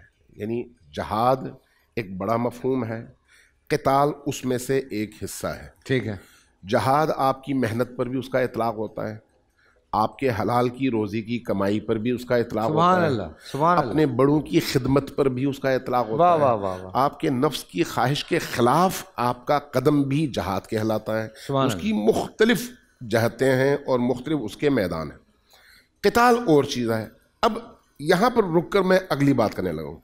जिस सूरत हाल को सामने रखते हुए आपने ये सवाल उठाया ना, उस सूरत हाल की गहराइयों में जाना चाहिए। सबसे पहली बात तो यह है कि जिस जहाद को या जिस क़िताल को हम जहाद कह रहे हैं, उसके इजरा के लिए हमेशा इस्लामी रियासत का होना ज़रूरी है। वाह। हर बंदा अपनी मर्ज़ी से एक जहादी टीम नहीं बना सकता।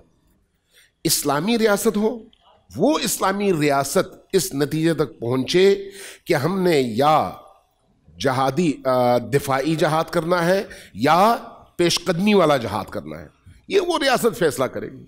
उस रियासत का इस्लामी कवानीन के तहत तश्कील पाना और कायम होना ज़रूरी है। पहली बात तो ये। हमारे इस माशरे में क्यों ऐसी सूरत हाल पैदा हुई? अभी आपने 9/11 से शुरू किया। नहीं भैया, 9/11 तो उसका नतीजा है। अगर आप जहाद अफ़गानिस्तान को देखें तो वो रशियंस का रूस का उस मुत्तहिदा रूस का अफ़गानिस्तान की एक इस्लामी सरजमीन की तरफ तजावुज़ था और उसका दिफा अफ़गानों पर फ़र्ज था, लाजिम था, इसमें कोई दूसरी राय नहीं है। ठीक है। लेकिन उसको जो मिस यूज़ किया वो किसने किया? वो यूरोप ने किया और अमेरिका ने किया। अमेरिका ने किया, उसको मिस यूज़ किया अमेरिका ने किया और यूरोप ने। अब वो जो मिस यूज़ किया, अब मैं अपनी तरफ से कुछ नहीं कहता, अभी भी आप जाकर यूट्यूब उठाकर देख लें। उस ज़माने में मार्गरेट थैचर इसकी बरतानिया की वज़ीर आज़म, और इसी तरह से रेगन था, बहुत बड़ा अपने ज़माने का एक्टर और अमेरिका का सदर। बिल्कुल। उन्होंने आके हमारे कबायली इलाकों में जहाद पर लेक्चर्स दिए हैं।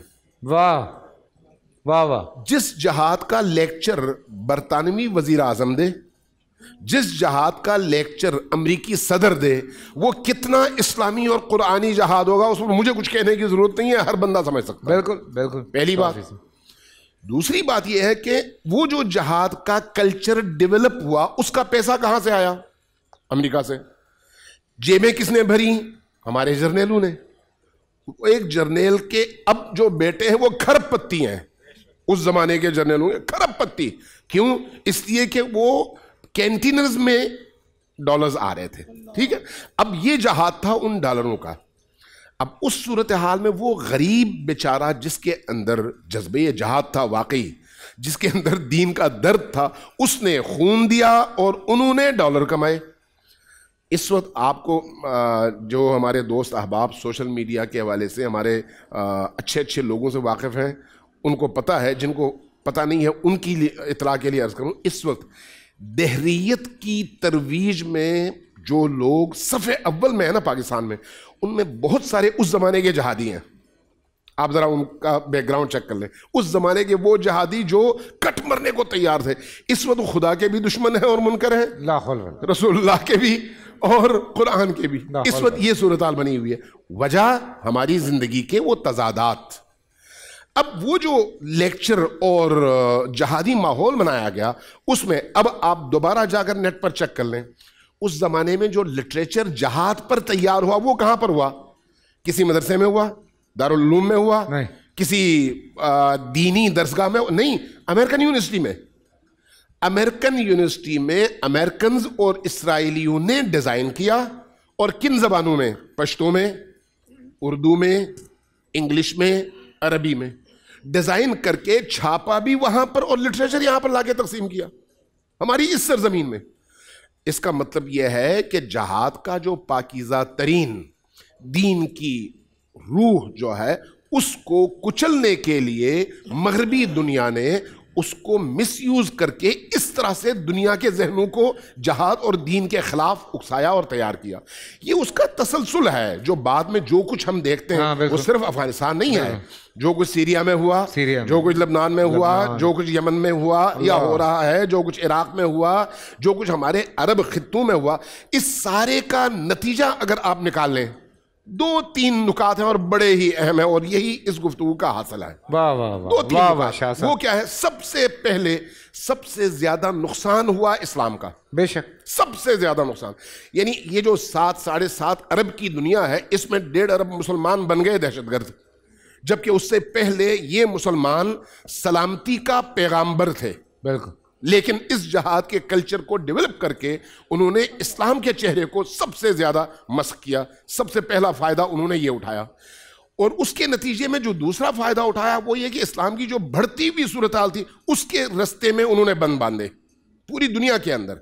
लेकिन उसमें वो कामयाब नहीं हुए और ना कामयाब हो सकते हैं। लेकिन बहरहाल प्रोपेगेंडे की सारी मशीनरी उनके हाथ में है। ये उसका दूसरा उन्होंने फायदा उठाया। तीसरा जो बड़ा फायदा उठाया वो क्या है? इस वक्त अगर आप इंटरनेशनल बिजनेसेस में देखें तो सबसे बड़ा जो बिजनेस है वो औरत का बेचना है। सबसे बड़ा आज की तारीख में आप जरा इंटरनेट चेक कर लें, मैंने देखा है। उसके बाद दूसरा जो बिजनेस है वो है असलहे का। असलहा उनका बना किसका? फ्रांस का, रशिया का, अमेरिका का, जर्मनी का, बरतानिया का। ये असलहा कहां पर बिका? मुसलमान ममालिक में। खून किसका बहा? मुसलमान का। इंफ्रास्ट्रक्चर किसका तबाह हुआ? मुसलमानों का। बदनामी किसकी हुई? मुसलमानों की। कहत साली कहां पर आई? मुसलमानों में। गुर्बत कहां पर आई? मुसलमानों में। फायदा किसने उठाया? उन्होंने। और आपस में कौन लड़ रहे हैं? मुसलमान। पैसा कहां मुंतकिल हुआ? वहां पर। और वहां से इधर क्या आया? खून और तखरीब, धमाके और खूनखारी। अल्लाह अकबर। ये उसका मैसेज है। लिहाजा ये जो जहादी कल्चर है उस पर असर नो गौर करने की जरूरत है। आज जो हम नताइज भुगत रहे हैं ये वो नताइज हैं जो उस जमाने के लोगों ने बीज बोए, जहन तैयार किए, अब वो आपके अपने इख्तियार से बाहर हैं। उस जमाने में किसी उसके तहत थे, मातहत थे, पाबंद थे। अब वो आज़ाद है। हर लैंडलॉर्ड अपने बदमाश जहादी के तौर पर पालता है और फिर उसको इस्तेमाल करता है, वो भी अपनी कमाई के लिए। सुभान अल्लाह। और मेरे ख्याल से बहुत खुल के कह दिया है अल्लामा साहब ने। पता नहीं आगे 9:30 की होता है।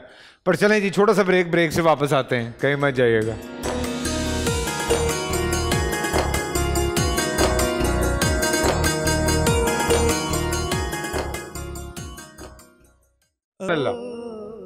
सुभान अल्लाह, सुभान अल्लाह, सुभान अल्लाह। खूबसूरत अंदाज, खूबसूरत कलाम। खुश हैं रिजवान? बहुत बहुत खुश रहें। मोहम्मद अली शाह साहब, जहाद के हवाले से बहुत बातें हुई, इक़साम पे बात हो गई और हमने बहुत सारी चीज़ें डिस्कस कर ली। शराइत, जिहाद करने की शराइत क्या है? कौन जिहाद कर सकता है? मैं जिहाद कर सकता हूँ, आप जिहाद कर सकते हैं, प्रोफेसर साहब, अल्लामा साहब, कौन कर सकता है जिहाद? उसकी किस पे लागू होती है जिहाद करना? जैसे अमीन शहीद साहब ने बताया कि जहाँ इस्लामी रियासत होगी, जो इस्लाम का सरबरा है जी, जहाँ पर इस्लामी कानून नाफिज हो, वो इस्लामी सरबरा जब ऐलान करेगा उस वक्त जिहाद फ़र्ज होगा। ठीक है। अच्छा, जिहाद की अभी तक किस्में मैंने सुनी नहीं है। 5 किस्में जो शरीयत मुतारा में बयान की गई, वो मैं अर्ज़ कर दूँ आप जी। बिस्मिल्लाह। क्योंकि जिहाद एक मुसलसल जिद्दोजहद का नाम है और इस शरीयत मुतारा में की रूह में इसकी 5 इक़साम बयान की गई। एक जिहाद बिल इल्म, एक जिहाद बिल नफ्स, जिहाद बिल अम्ल और एक जिहाद बिल माल और एक जिहाद बिल क़िताल। यानी 5 किस्में। एक तो यह है कि इल्म, कुरान और सुन्नत के नूर से आलम को रोशन और मुनव्वर करना। नफ्स, अपनी दूसरा नफ्सानी ख्वाहिशात को मानना, अपने नफ्स की ख्वाहिशात के ख़िलाफ़ जाना, जैसे वो हदीस बयान की कि अब जिहाद असगर से अकबर की तरफ जा रहे हैं। तीसरा, अपने अमल और किरदार से, कई ऐसे बुजुर्ग थे उनके चेहरे को देखकर कुफार कलमा पढ़ देते, तकवा, परहेज़गारी, रूहानी, यानी इसी तरह किरदार उनका। इसी तरह माल, अपना माल और दौलत इस्लाम के नाम पे लुटाना। और फिर 5वां, इस्लाम के नाम पर जो है किसी भी काफिर को जो आप पर हमला आवर हो, जैसे आप अगर देखेंगे तारीख़ इस्लाम कि मोहम्मद बिन कासिम जब सिंध आए 17 साल उम्र थी, सिपा सलार तारीख़ इस्लाम। तो हमारी बुकों से वो जिहाद के चैप्टर ही निकाल दिए गए। कितनी बड़ी हमारी नादानी के इस्लाम के लिए जिहाद एक बहुत मजबूत सतून है, पिलर है इस्लाम का। लेकिन बदकिस्मती है कि हमारी स्कूलों से कॉलेजों से सर जिहाद के चैप्टर ही निकाल दिए। और आप देखिए मोहम्मद बिन कासिम जब आए राजा दाहिर की फ़ौज के ख़िलाफ़, क्या आए थे? एक मुसलमान औरत की इज्जत बचाने के लिए। और आप 17 साल की उम्र में पूरा लश्कर लेकर आए। अगर आप देखेंगे जब मोहम्मद बिन कासिम आए, अभी आप अगर कश्मीर को देखेंगे, आप कश्मीर की तरफ जाएंगे, जब हम कश्मीर की तरफ जाएंगे तो मैं भी इस साल 2022 में जब हज पे था, मस्जिद खैफ से निकला तो एक नौजवान जो मकबूजा कश्मीर से आया था हिंदुस्तान, सर उसकी आंखों में आंसू थे। उसने कहीं मीडिया पे देखा होगा तो मुझे दौड़ता हुआ आया, कहने लगा शाह साहब आप दुआ करें, मैं वहाँ होता हूँ। हमारी बहनों और बेटियों की इज्जत कश्मीर में महफूज नहीं, ख़ास तौर पर जो गाँव हैं, जो देहात है। बोला हम शहर की तरफ आ गए। अंदाज़ा लगाएं हमारी बहनों और बेटियों के साथ, सर मकबूजा कश्मीर इस्लाम की बेटियों के साथ क्या हो रहा है, हिंदुस्तान में आपके सामने मुसलमान बेटियों के साथ क्या हो रहा है। हर हमारे सियासतदान ने डॉक्टर आफिया के नाम पे सियासत की कि मैं डॉक्टर आफिया के नाम पर जलसे किए गए, सियासी नारे लगाए गए। आज वो बच्ची हाफिज़ा डॉक्टर आफिया तरस रही है कि ऐसा हुक्मरान कब आएगा कि उसको जो वहाँ से निकालो। का कसूर क्या है सर? ये अब ये जिहाद तो ऐसा करना है, वहाँ अब उस बच्ची को आप आज़ाद कराएं। मकबूजा कश्मीर जो बहन बेटी हमें इज्जत के लिए पुकार रही है, मोहम्मद बिन कासिम तो आ गए थे, अब बेटियां मुंतज़िर हैं हिंदुस्तान में कि कब मोहम्मद बिन कासिम आएंगे, कब महमूद गजनवी आएंगे। तो सर मैं ये कहूँ कब सलाहुद्दीन अय्यूबी आएंगे। हमें ऐसे सिपालार चाहिए। तो मकबूजा कश्मीर की बहन बेटियों की इस्मत दरी बचाएँ, आफिया सिद्दीक़ को आज़ाद कराएँ।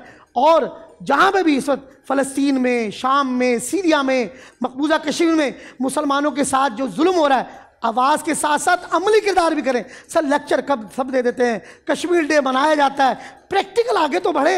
ये हमारी माशाल्लाह हमें बड़ा फ़ख्र है अल्लाह करे हमारी फ़ौज पर कि एक वक्त आए कि भारत भी पाकिस्तान इस्लाम का किला बने और मकबूजा कश्मीर में भी इस्लाम का झंडा लहराए। अल्लाह करे वो दिन भी आए और वो बहनों और बेटियों की इज्जत जो है वो महफूज हो सके। सुभान अल्लाह, सुभान अल्लाह। और देखें ये तो हम सबकी यही ख्वाहिश है कि अल्लाह पाक सबको अपनी हिफ्ज़ व अमान में रखे।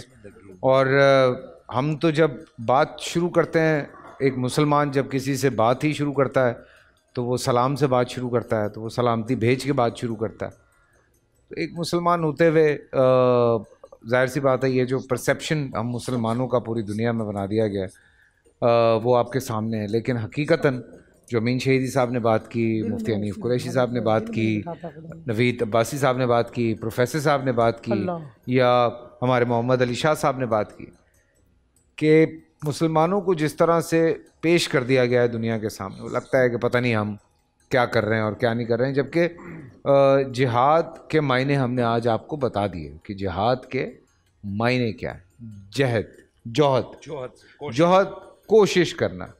तो प्लीज़ आइंदा कहीं पे आप इस तरह की चीज़ देखें, सुने, उसको कंडेम ज़रूर करें, उसके ऊपर बात ज़रूर करें, इंटरनेशनल मीडिया पे जाके उस हवाले से ज़रूर लिखें कि भाई ये है। और कुरानी आयत अब तो खैर देखें मसला नहीं है, बहुत सारी ऐप्स हैं, कुरान पाक पूरा मौजूद है तर्जुमे के साथ, वहाँ से कॉपी करें, पेस्ट करें कि भाई ख़ुद पढ़ लो, ये लिखा हुआ है, ये मायने, और तुम लोग गलत पर्सपेक्टिव जो हो वो पूरी दुनिया को पेश कर रहे हो। फैसल भाई, तो ये एक शहीदी साहब ने जो आज अक्कासी बयान की, मैं कह रहा हूँ ये बार बार चलना चाहिए, हर मुसलमानों को सुनना चाहिए कि इस्लाम और मुसलमान के खिलाफ कितनी बड़ी साजिश हुई है। वो तो हमेशा बहुत ज़बरदस्त तारीख बयान की है।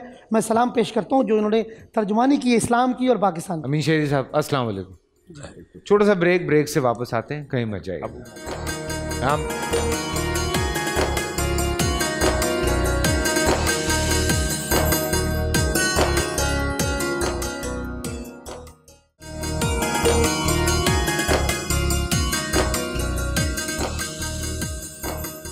अस्सलाम वालेकुम, एक दफ़ा फिर आप सबको खुश आमदेद। और काफ़ी लंबी डिस्कशन हुई जिहाद के हवाले से। आई एम श्योर आप लोगों तक जो मैसेज है वो पहुंचा। क्या हल, मैं मुफ्ती अबू मोहम्मद साहब की तरफ चलता हूं कि आने वाले वक्त में हल, बिकॉज देखें हमें कंक्लूजन की तरफ जाना है। हम न्यूज़ शो तो कर नहीं रहे हैं कि लड़ा के बात ख़त्म कर दी। रात को लड़ाइयाँ होती हैं, सुबह उठ के मॉर्निंग शो होते हैं, रात को लगता है पाकिस्तान ख़त्म हो जाएगा, सुबह लगता है नई शादी शुरू हो गई है। लाहौर में भी ऐसा होता है, असम्बली में इकट्ठे होते हैं, गपशप कर रहे होते हैं, ये सब बाहर लड़ाई कर रहे होते हैं। हाँ, अंदर लड़ाई कर रहे होते हैं, बाहर वो सब हांडी एक होती है। तो क्या असबाब, क्या चीज़ें ऐसी अब पेश की जाएं, इनको एक किया जाए, किस तरह से जोड़ा जाए? ये जिहाद क्या है? ये जिहाद को किस तरह से रिवैम किया जाए? अगर मैं सच्ची बात करूं, क्योंकि एक लफ्ज़ जो पहुंचा दिया गया वो जिहाद का नाम सुन के कि यार मैं जिहाद कर रहा हूं, वो लोग समझते हो फटने वाला है। सही बात है जी मुफ्ती साहब। बिस्मिल्लाहिर्रहमानिर्रहीम। सभी अहबाब ने अपना अपना नुक्ता नज़र इस पर पेश किया। अल्लाह ताला मुझे भी हक सच कहने की तौफीक नसीब फरमाए। आमीन। और मेरे ख्याल में यहाँ बहुत ज़्यादा सच कहा जाए तो वीगो डाला भी आ जाता है बग़ैर नंबर प्लेट के। तो बहरहाल जब तक मुसलमान गेम चेंजर रहा, इस्लाम फातेह रहा। सुभान अल्लाह।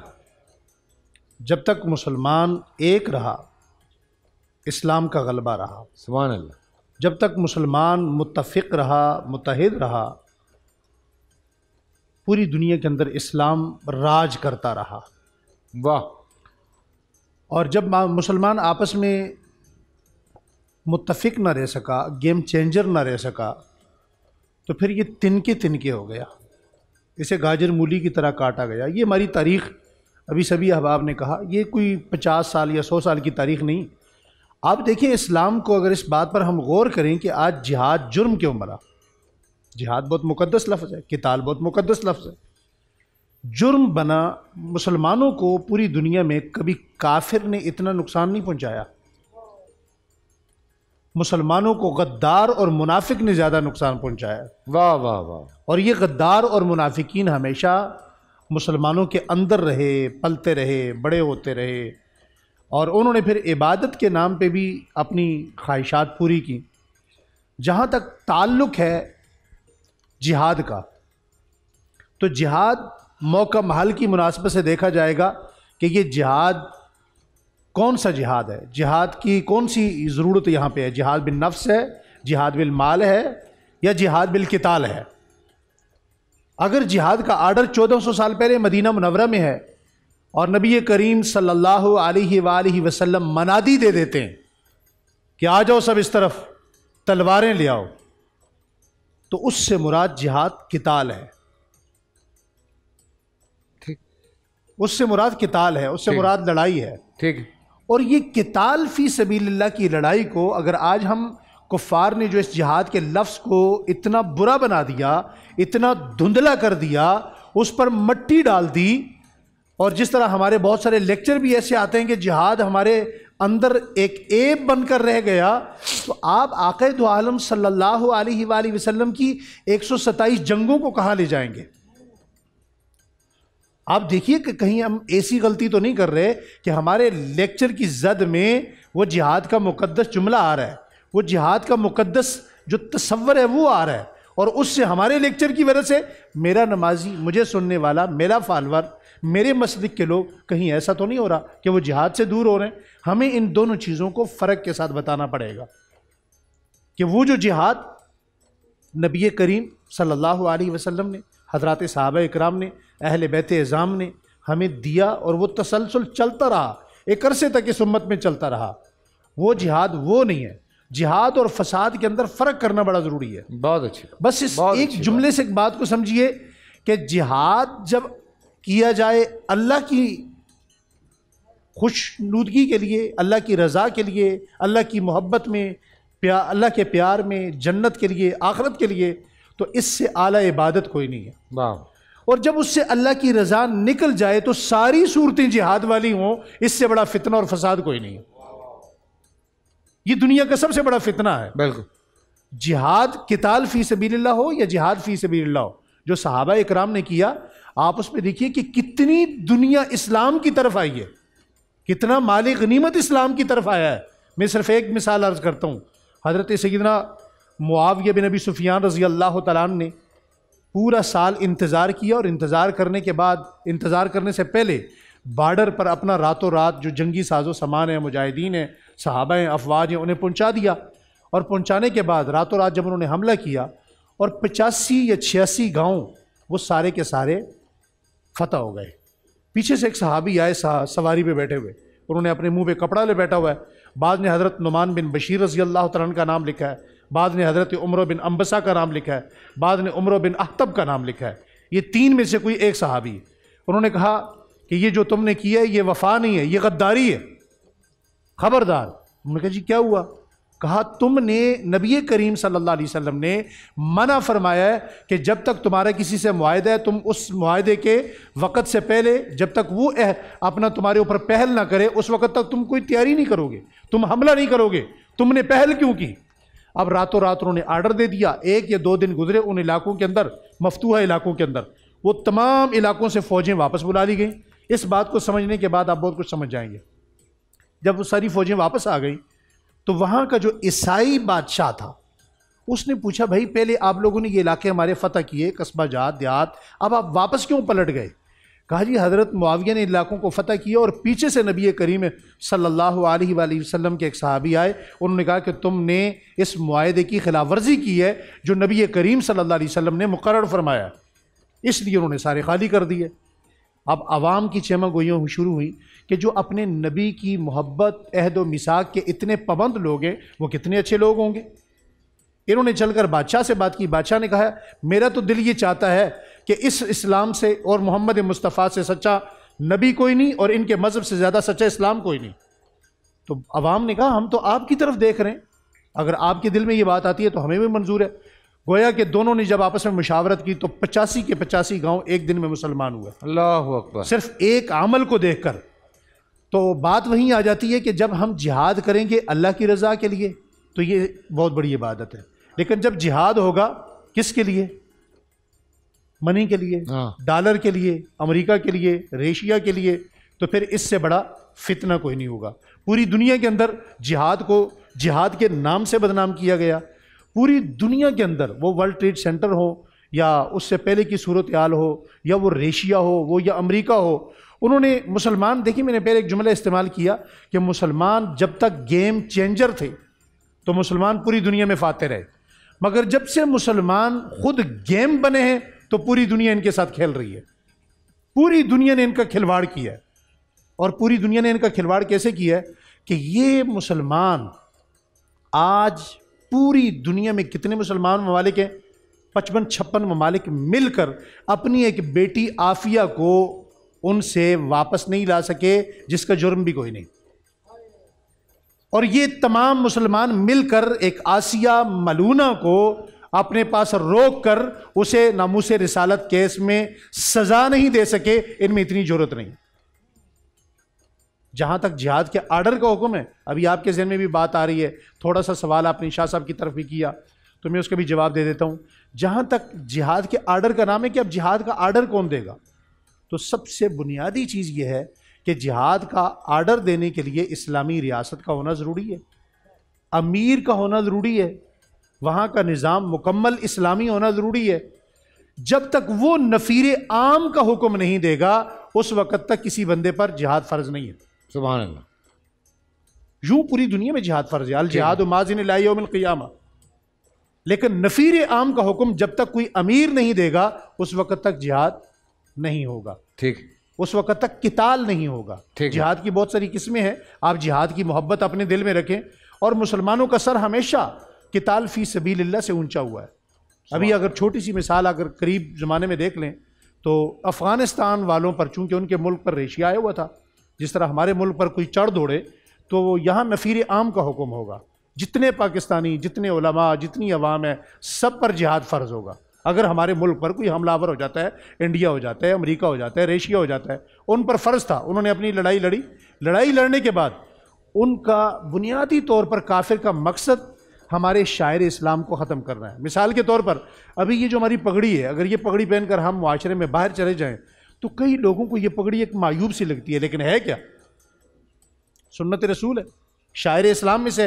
ये दाढ़ी कई लोगों को बुरी लगती है, लेकिन है क्या? शायर इस्लाम में से है। क्यों बुरी लगती है? कि उन्होंने इन चीज़ों को ऐब बना दिया है। और ये वजह है जिहाद क़िताल फ़ी सबीलिल्लाह की कि इसको जब तक बरकरार रखा जाएगा मुसलमानों का सर ऊंचा रहेगा। कतर के अंदर इन्होंने अफ़गानियों से कहा तुम अपना परचम लेकर नहीं आओगे और अपनी मखसूस पगड़ी के साथ नहीं आओगे, तब मुज़ाकरात करेंगे। उन्होंने कहा मुज़ाकरात कैंसिल हैं, हम 20 साल लड़ें, 20 साल और लड़ लेंगे, लेकिन अपनी पगड़ी नहीं छोड़ेंगे। तो शायर इस्लाम पर कभी कंप्रोमाइज़ नहीं करना चाहिए। दरअसल में गुजारिश ये है कि ये होगा उस वक़्त जब हमारे यहाँ इत्तिफाक होगा, और इत्तिफाक कौन पैदा करेगा? ये तमाम मसालिक के लोग पैदा करेंगे, तो तब जाकर कौम का माइंड बनेगा। जब कौम का माइंड एक होगा तो फिर वो हालात बनेंगे। असम्बलियों में ये लोग नहीं होंगे, निज़ाम मुस्तफ़ा होगा, निज़ाम मुस्तफ़ा के तहत जिहाद भी होगा, क़िताल फ़ी सबीलिल्लाह भी होगा। सुभान अल्लाह। आइए छोटा सा एक ब्रेक से वापस आते हैं। एक स्टेप थोड़ा सा आगे बढ़ना है तो उस पर बात करते हैं। छोटा सा ब्रेक।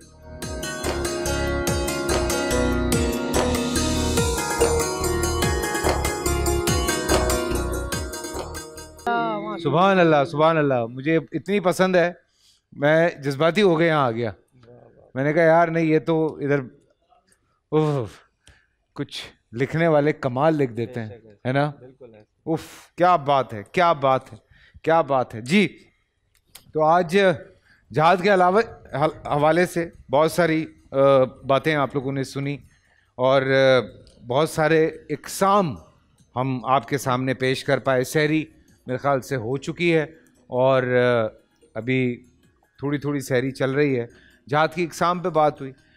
एक बड़ी एक इम्पॉर्टेंट जिसे मैं कहूँगा जिहाद में जिस पे बहुत कम डिस्कशन, चाहे मैं स्कूल में कहूँ, कॉलेजेस में कहूँ, यूनिवर्सिटीज़ में कहूँ, ख़ास तौर से जो डिस्कशन होता है जिहाद पे, जिहाद बिन नफ्स है, उस पे बहुत कम डिस्कशन है। मतलब मैंने शायद नादिर ही कहीं सुना हो कि जिहाद बिन नफ्स के ऊपर जो है वो लेक्चर्स दिए जा रहे हों, यंगस्टर्स को बताया जा रहा हो। सो उसके अलग अलग पहलू मैं चाहता हूँ, क्योंकि मेरे पास आखिरी चंद मिनट हैं, तो मैं एक एक सबसे जिहाद बिन नफ्स के ऊपर सबसे ज़्यादा इम्पोर्टेंट बात है मुफ्ती साहब, तो मैं चाहता हूँ कि जल्दी से वक्त का लिहाज रखते हुए, आपने शराइत के हवाले से बात की थी, ज़रा चूँकि एक सवाल हुआ है तो उसका जवाब ज़रा नहीं अच्छा उस तरफ भरपूर गया। बुनियादी तौर पर जिहाद के वाजिब होने की शराइत जो हैं उनमें से पहली शर्त यह है कि मुसलमानों की जमयत कसीर हो, जिससे उनकी शान व शौकत का ज़हूर हो, यानी वो जो मुजाहिदीन हैं उनकी एक जमयत कसीर हो। दूसरा, उनका कोई ऐसा अमीर हो कि जिसके हुक्म के तहत वो सारा नज़्म कर सकें।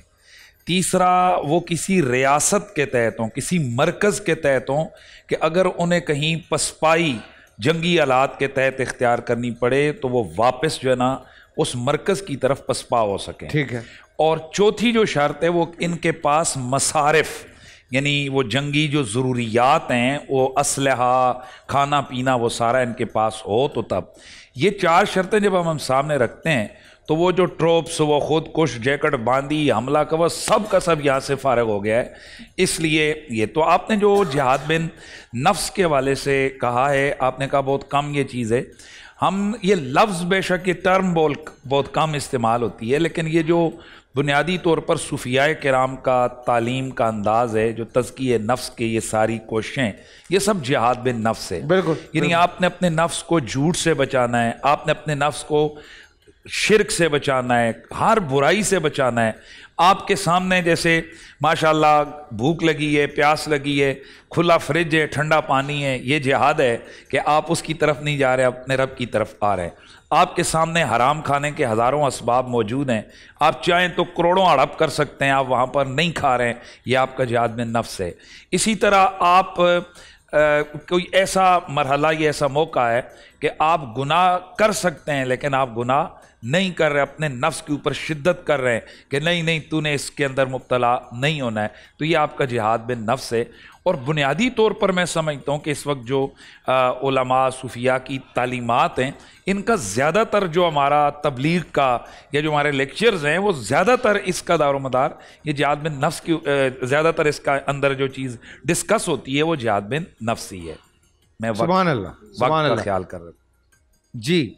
अमीन साहब, जहाँ तक जहाद बिन नफ्स के हवाले से आपका सवाल है, देखिए खुद जहाद का मकसद क्या है? कोशिश। नहीं, जहाद का मकसद, हदफ। अच्छा, मकसद, हदफ क्या है?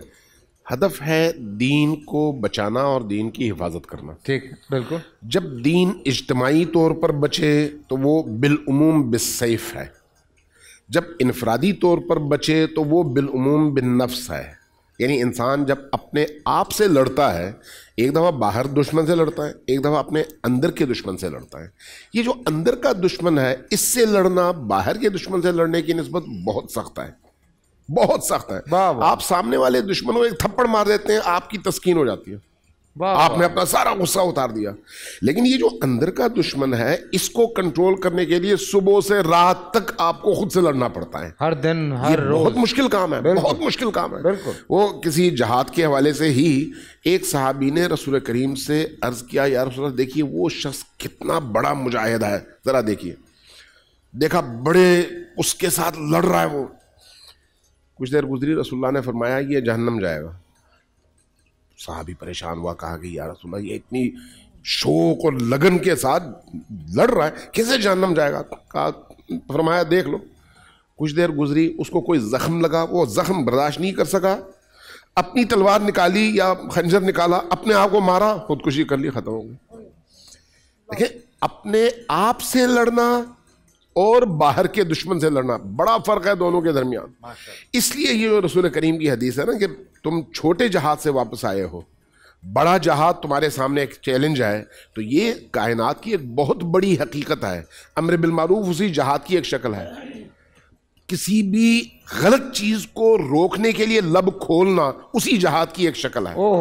अपने आप को किसी गलत चीज में देखकर कोई अगर आप पर तनकीद करे तो आपको बुरा न लगे, ये खुद आपका अपने आप से जहाद है और उसकी एक शक्ल है। अगर इस पर आप थोड़ी सी वजाहत करना चाहें तो वो एक पूरी लिस्ट बन जाती है। टाइम कम है, मैं खत्म कर देता हूँ, लेकिन इसको अगर खुद जहाद बिन नफ्स को अब मौजू बनाकर इस पर अगर गुफ्तगू करें, मेरा ख्याल है बहुत नए नए दरवाजे खुलेंगे इंशाअल्लाह। अल्लाह अकबर, अल्लाह अकबर।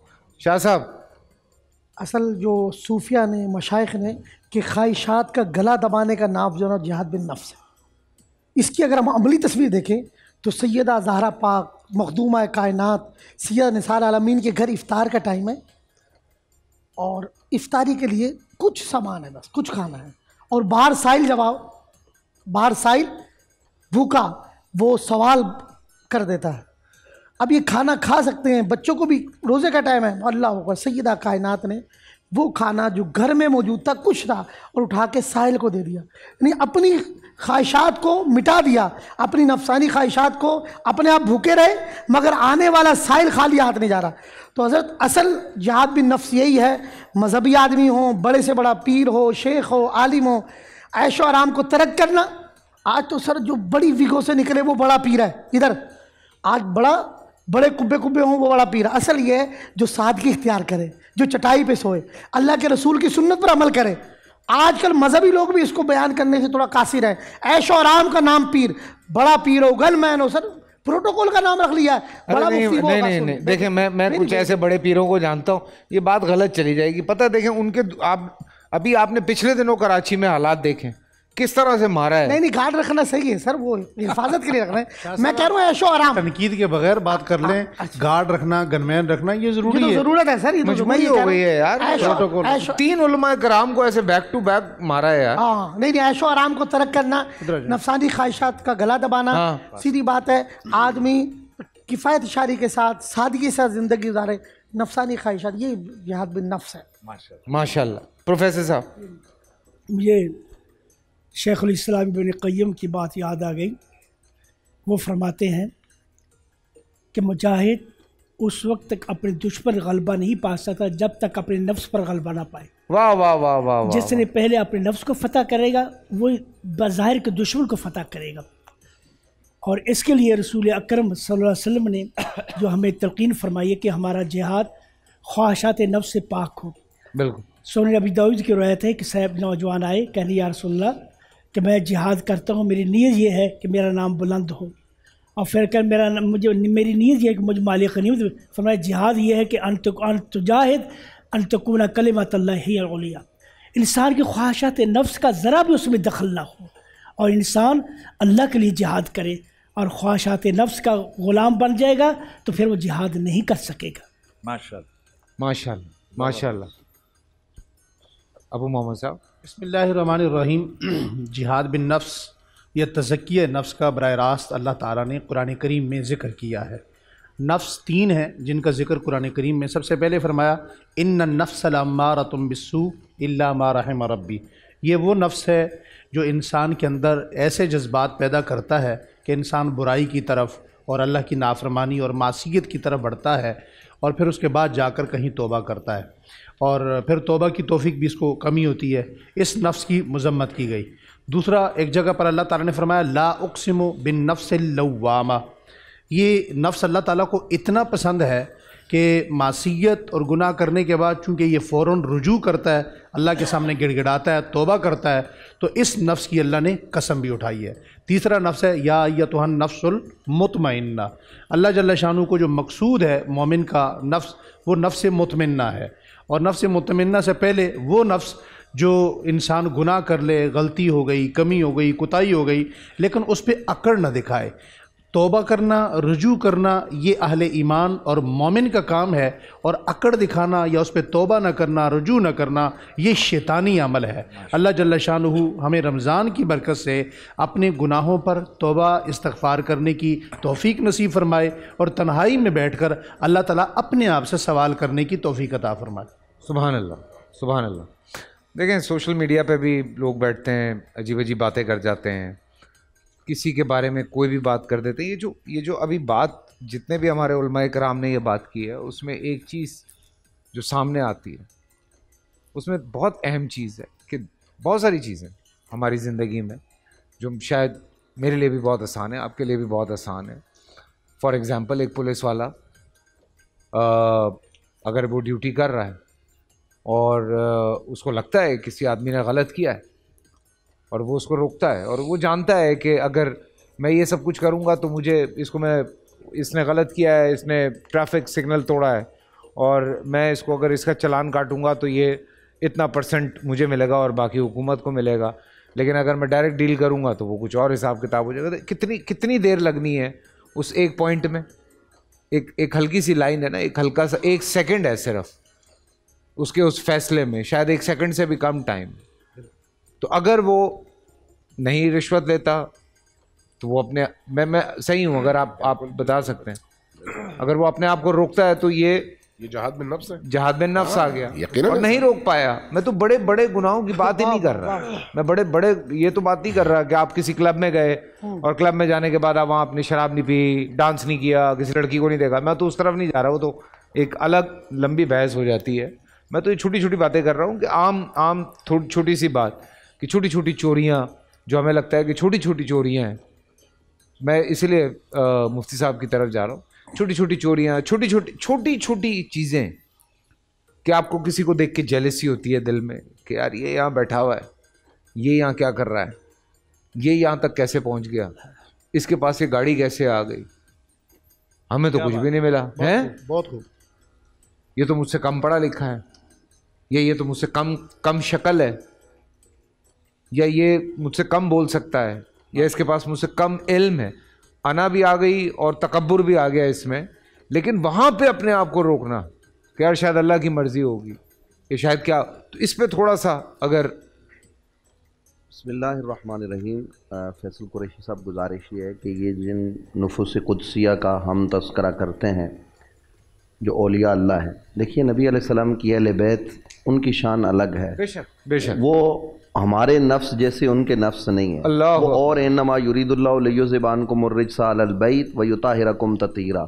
वो आए तो वो सारा उठा के दे दे, उनको फ़र्क नहीं पड़ता, उनके यहाँ जमा तमा मना ये चीज़ें नहीं होती। वाह। लेकिन नबी अलैहिस्सलाम का उसवा और सहाबा का उसवा और अहले बैत का वो हमारे लिए मशाल राह है। हम उन राहों पर चलकर कामयाबी अपने लिए समेट सकते हैं।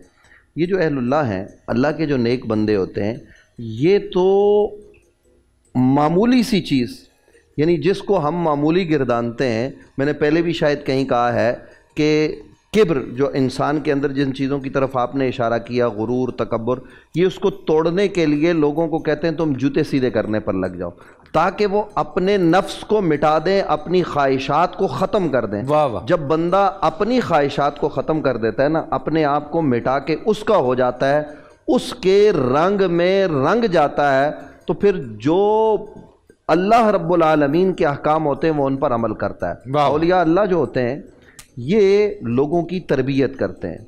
ये किन की तरबियत करते हैं मैंने पहले आपके खिदमत में अर्ज़ किया। एक है हम जैसे ज़ाहिरी लोग, उलमा, हम लोग टीवी पर हमें देख रहे हैं इस वक्त और हम यहाँ बैठे हुए, तो वो समझते होंगे बड़े नेक लोग हैं, लेकिन इसके बरक्स कुछ लोग ऐसे होते हैं जो हम जैसों की भी तरबियत करते हैं।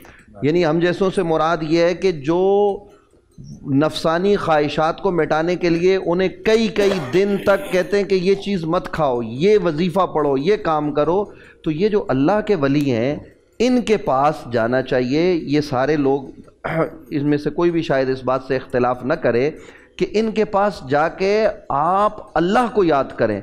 ये आपको सिखाते हैं कि किस तरीके से आपने आगे बढ़ना है, किस तरीके से आपने, किसी को कोई नेमत मिली जिस तरफ आपने इशारा किया, मुझे आपसे जलने की क्या ज़रूरत है। अगर बिलफर्ज आपके पास माल है तो आपको रब ने दिया है, कोई बात नहीं, मुझे रब ने जिस हाल में रखा है मुझे उस हाल में खुश रहना चाहिए। हर हाल में अल्लाह का शुक्र अदा करें। जब आप अल्लाह का शुक्र अदा करेंगे तो होगा क्या, आज हम जलते हैं, जब जलते हैं तो फिर हमारे अंदर और जलाव पैदा होता है और जल जल के मर जाते हैं। लेकिन अगर हम शुक्र अदा करेंगे तो लइन शकरतुम लाज़ीदन्नकुम, अल्लाह शुक्र अदा करने वालों को इतना नवाजता है कि उन्हें गुमान ही नहीं होता कि कहाँ से हमारे पास आ गया। तो ये छोटी छोटी चीज़ें करने की हैं। रमज़ान मुबारक की अय्याम में फैसल कुरैशी साहब हमारी नाजरीन की खिदमत में हाथ जोड़कर गुजारिश है कि हम थोड़ा सा तनकीद से बाहर निकल कर अपने नफ्स की इस्लाह करें, तन्हाइयों को पाक करें, अकेले में घर के कोने में बैठकर अल्लाह को राज़ी करें, थोड़े से आंसू बहा लें। हम क्या है, क्या ये तकब्बुर, ज़रा गौर करें। बस ये मेरा आखिरी नुक्ता है कि अल्लाह ने हमें किस से पैदा किया है, जिस कतरे से हम पैदा हुए, अगर उस तरफ तवज्जो हो जाए तो ये सारा तकब्बुर, ये सारा गुरूर, ये सारी ख्वाहिशात, ये सब कुछ ख़त्म हो जाएगा। सिर्फ थोड़ी सी तवज्जो की ज़रूरत। माशाल्लाह माशाल्लाह। मैं फैसल भैया आप जो कह रहे थे ना कि ये जो तनकीद करने वाले, हसद करने वाले लोग होते हैं, ये ज़िंदगी में कुछ होने भी चाहिए। ये स्पीड ब्रेकर होते हैं। ये ना हो तो बंदा संभल ही नहीं सकता, बंदे को अपना समझ ही नहीं आता मैंने चलना कैसे है। ये स्पीड ब्रेकर होते हैं रोकथाम के लिए। देखिए ना, आप 140 पे जा रहे हैं और सामने स्पीड ब्रेकर आए तो आपको रुकना पड़ता है ना। तो ये लोग हमारी बहुत सारी जगह मैंने इस मैं इस चीज़ को थोड़ा सा अलग लेता हूँ। आप उसको स्पीड ब्रेकर कहते हैं, मैं ये कहता हूँ ये वो लोग होते हैं जो सामने से आने वाली हवा है। क्योंकि जब आप 140-150 पे जाते हैं तो जहाज़ आपका ऊपर उड़ जाता है। ये वो सामने से आने वाली हवा है जो शायद आपको रोकना चाह रही होती है तुझे ऊंचा उड़ाने के लिए। तो मैं तो इसमें एक बात करना चाहता हूँ। हज़रत ख्वाजा गोल्डवी रज़ी अल्लाह ताला अन्हु का एक मुखालिफ आलिम था जो आप पे तनकीद करता रहता था। जब उसका इंतकाल हो गया तो आप किसी ने आकर बुरे अल्फाज के साथ उसका तस्करा किया कि फ़लाँ आदमी मर गया, वो अल्फाज में नहीं दोहराना चाहता। तो आपने फरमाया अल्लाह उस पर रहम करे, वो हमारी इस्लाह करता रहता था और हमें उसकी वजह से अपने नफ्स पर तवज्जो में आसानी होती। एक्चुअली अगर देखा जाए तो ये जो ऑपोजिशन है इसका बेसिकली काम यही होता है। जो किसी भी हुकूमत में जो ऑपोजिशन होती है वो सिर्फ आपको वो पॉइंट आउट करते रहते हैं कि भाई ये सही नहीं हो रहा, वो सही नहीं हो रहा। इसका मतलब ये नहीं है कि आपस में लड़ना शुरू कर दें। एक मुसलमान मुल्क में रहते हैं, मैं सीरियसली इस वक्त बहुत परेशान हूँ। जो सिचुएशन है, शाह साहब आप चूँकि यहाँ रहे हैं, आपने देखा है कराची के हालात। नवीद साहब भी अच्छी तरह से वाकिफ़ हैं, प्रोफेसर साहब भी वाकिफ़ हैं, शाह साहब भी वाकिफ़ हैं। हमारे ये तो मेहमान हैं अबू मोहम्मद साहब और अपना मुफ्ती हनीफ कुरैशी साहब। कराची के हालात इस वक्त हुए हुए हैं, बहुत परेशानी के हालात हैं। ये बच्चे, मैं आप दोनों से ये रिक्वेस्ट कर रहा हूँ, ये बच्चे जो मोबाइल छीन रहे हैं, लोगों को गोलियाँ मार रहे हैं। अभी एक बुज़ुर्ग को गोली मार दी, ठीक है, जगह जगह डकैतियाँ मारने की कोशिश कर रहे हैं, मोबाइल छीन रहे हैं, तो क्या क्या छीनम छानी शुरू हुई है। ये अच्छा जवाज़ क्या है मुफ्ती साहब, जवाज़ क्या है इनके पास कि हमारे पास खाने के लिए पैसे नहीं है इसलिए करते हैं। अगर कोई पकड़ा जाता है तो आगे से ये कहता है। देखें, इसमें तो बड़ी आसान सी बात है समझने के लिए कि एक आदमी निजासत को धोने के लिए एक और निजासत ले ले। यानी अगर जिस्म के ऊपर आपके पेशाब लगाए तो आप शराब ले लें कि मैं इसके साथ इस पेशाब को जो है ना मैं वो ख़त्म करूँगा या मैं साफ़ करूँगा, तो ये अक्लमंदी की बात नहीं है। बुनियादी तौर पर मैं फिर अपनी उसी बात पर आऊँगा कि हमने हर चीज़ कौम को बता दी है। सोशल मीडिया पे हमने टिकटॉक का एक ऐसा गंदगी का तूफ़ान बना दिया है कि हम वहाँ पर ये तो बता रहे होते हैं कि वीडियो के पीछे गाना कैसे लगाना है, आगे क्या करना है, वो पता नहीं वो उसके फ़िल्टर कैसे लगाना है, ये तो हमें वो पता चलता रहता है, लड़के साथ साथ वो बोलते रहते हैं। तो फ़िल्टर कैसे लगाना है, तो इसको कलरिंग कैसे देनी है, ये तो हम बताते हैं। लेकिन काश कि हमारे यहाँ सबसे पहले बच्चे को या लड़कों को ये समझाया जाए, स्कूल लेवल से आगे ये बताया जाए कि इंसानी अक़दार क्या है, इंसान की अज़मत और इज़्ज़त क्या है। नबी पाक सल्लल्लाहु अलैहि वसल्लम ने इरशाद फरमाया कि जब कोई शख्स किसी की तरफ असला किसी मुसलमान भाई की तरफ सीधा करता है, अभी चलाया नहीं है, तो उसके आमाल सारे के सारे ज़िंदगी के ज़ाया हो जाते हैं। और फिर आप अगर किसी को लफ्ज़ के साथ तकलीफ़ देते हैं तो ये हराम काम है, इसकी हज़ारों साल तक अज़ाब और आग में जलने की सज़ाएं मज़कूर हैं। तो जब आप किसी की जान लेने के लिए उसको गोली मार देते हैं तो ये अल्लाह और उसके रसूल की नज़र में किस कदर ख़तरनाक चीज़ है।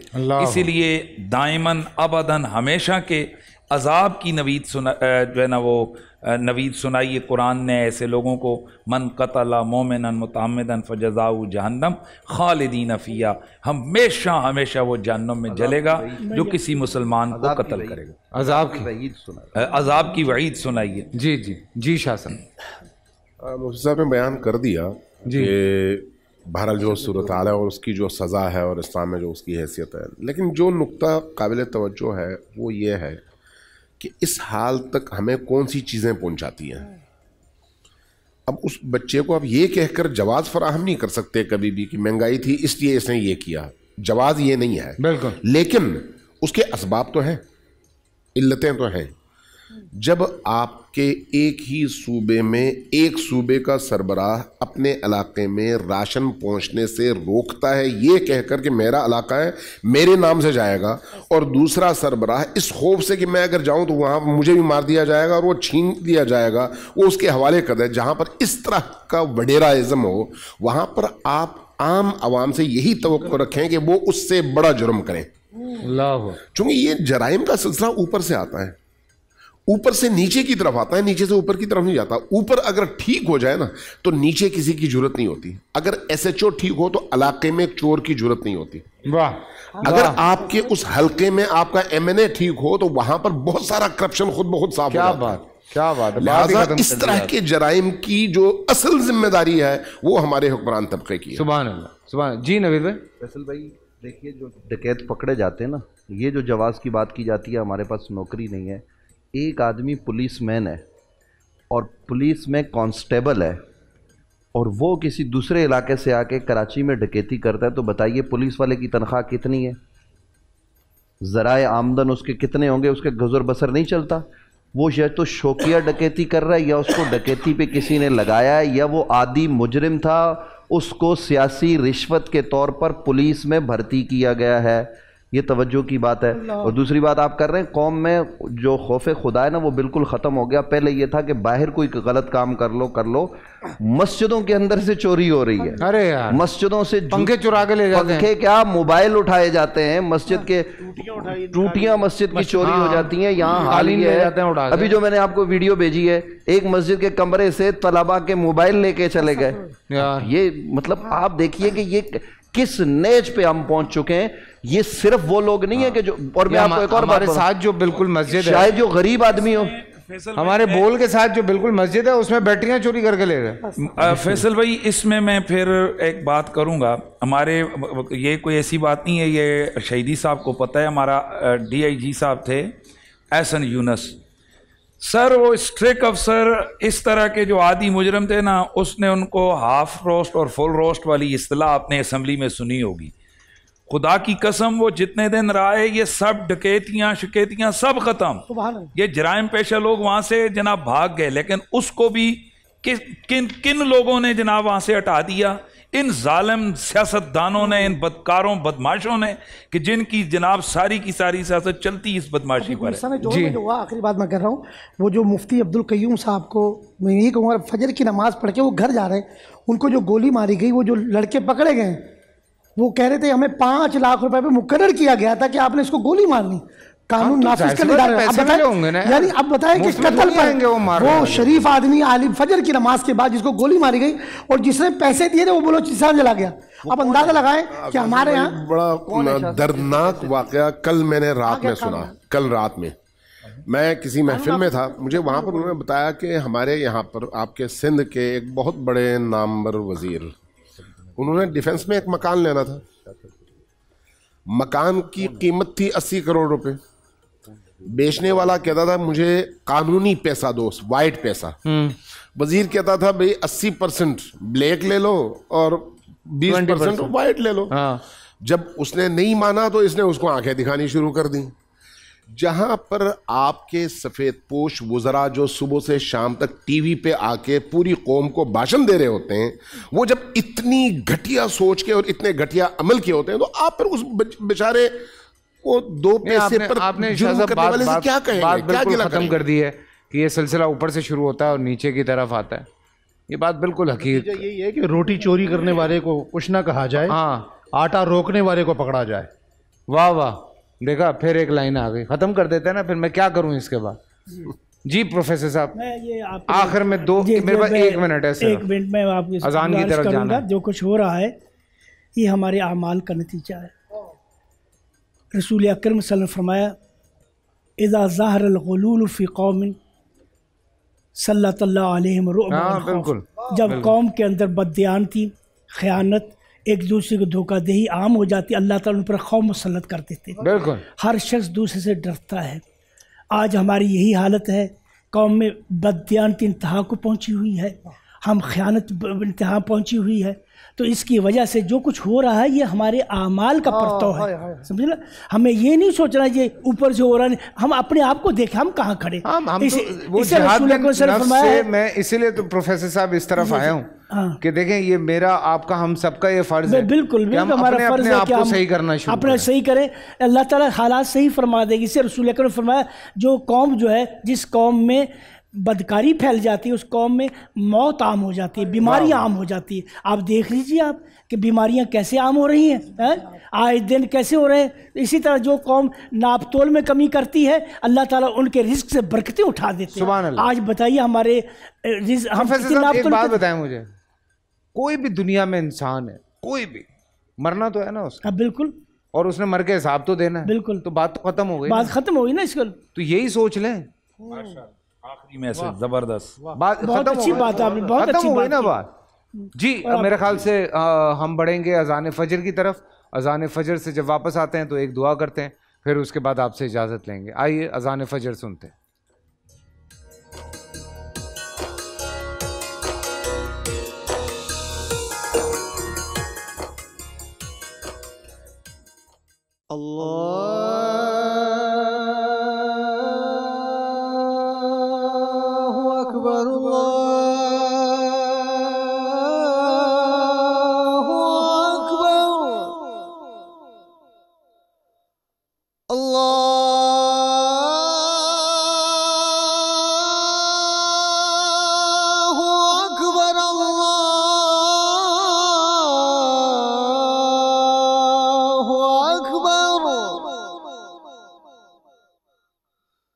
अशहदु अल्ला इलाहा इल्लल्लाह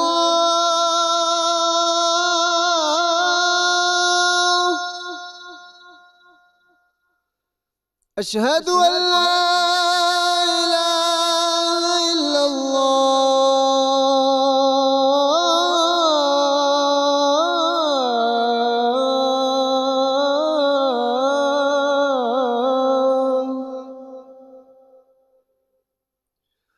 अशहदु अन्ना मुहम्मद रसूलुल्लाह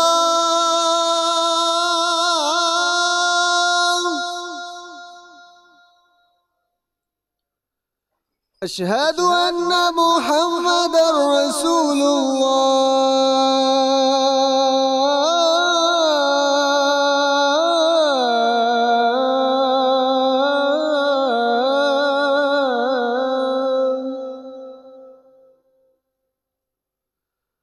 हय्या अला सलाह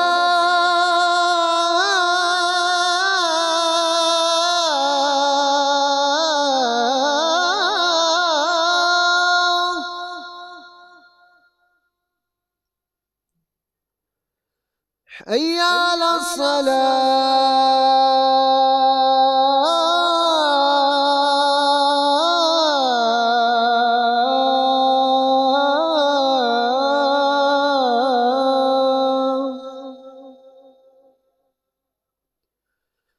हय्या अलल फलाह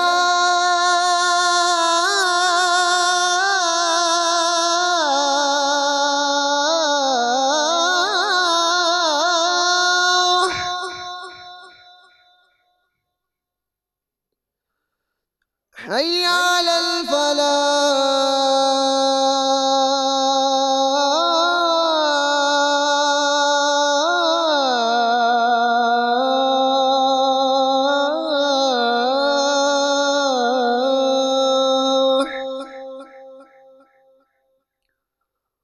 अस्सलातु खैरुम मिनन नौम अस्सलातु खैरुम मिनन नौम अल्लाहु अकबर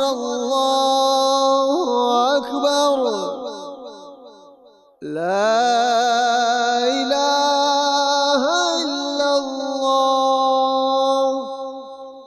اللهم رب هذه الدعوة التامة والصلاة القائمة آت سيدنا محمد الوسيلة والفضيلة والدرجة الرفيعة وابعثه مقاما محمودا الذي وعدته وارزقنا شفاعته يوم القيامة إنك لا تخلف الميعاد برحمتك يا أرحم الراحمين। जी बिस्मिल्लाहिर्रहमानिर्रहीम। इस वक्त कराची और उसके गिरदो नवाब में जो सहरी का टाइम था वो ख़त्म हो गया, यानी कि अज़ान हो गई है। हम भी बस आगे बढ़ेंगे, लेकिन हम चाहते हैं कि थोड़ी सी दुआ जो है वो कर ली जाए, फिर उसके बाद हम रुखसत लेंगे, फिर अफ्तारी पे मुलाकात होगी। शाह साहब दुआ करें, उसके साथ ही हम रुखसत हो जाएंगे। माह रमज़ान के कीमती लम्हात हैं, कोशिश करके सहर और इफ्तार में दुआ ज़रूर मांगे, ये दुआ की कबूलियत के लम्हात हैं। जी जज़ल्लाहु अन्ना सय्यदना व मौलाना मुहम्मदन सल्लल्लाहु अलैहि वसल्लम मा व अहलु अल्लाहुम्मा रब्बना ज़लमना अनफुसना व इल्लम तग़फिर लना व तरहमना लनकूनन्न मिनल खासिरीन। अल्लाहुम्मा इन्नी अस्अलुकल अफ़्व वल आफ़िया अल्लाहुम्मा अहसिन आक़िबतना फ़िल उमूरि कुल्लिहा व अजिरना मिन ख़िज़्यि दुनिया व अज़ाबिल आखिरा। ए करीम अल्लाह, माह रमज़ान की इबादत, सहर व इफ्तार, रोज़े, तरावी, सदक़ात अपनी बारगाह में कबूल फरमा ले। ऐ अल्लाह, अशरा रहमत है, हमारी खाली झोलियों को रहमतों से भर दे।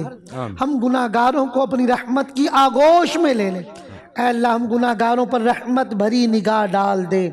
बरसता नहीं देख कर अब्र रहमत, बदों पे भी बरसा दे बरसाने वाले। ऐ अल्लाह, हमारे मरीजों को शिफा दे, कर्जे उतर जाएं, जो बेचारे गमज़दा हैं, परेशान हाल हैं, सब पर रहमत की निगाह फरमा। पाकिस्तान को सलामती अता फरमा। अल्लाहुम्मा रब्बना तक़ब्बल मिन्ना इन्नका अंतस समीउल अलीम व तुब अलैना इन्नका अंतत तव्वाबुर रहीम। व सल्लल्लाहु अला सय्यदिना व नबिय्यिना व हबीबिना मुहम्मद व अला आलिहि व सहबिहि व बारिक व सल्लिम बिरहमतिका या रहमान। अल्लाहु अकबर। चलें जी, आपसे मुलाकात होती है अब अफ्तार ट्रांसमिशन में। अपना ख्याल रखें और ये जो बातें होती हैं इनको ज़हन नशीन रखा करें। अल्लाह हाफ़िज़।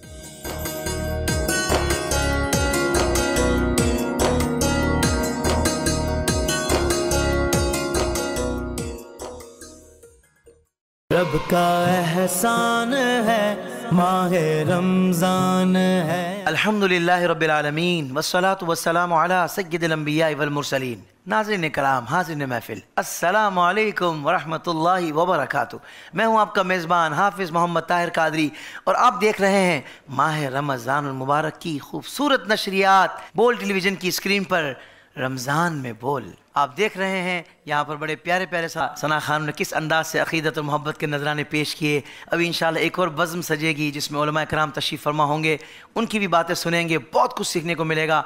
आप देखते रहिए रमज़ान में बोल। रब का एहसान है, माह रमज़ान है। रब का एहसान है, माह रमज़ान है। वक्त मुकम्मल हुआ, यकीनन तशनीगी बाकी रह गई है।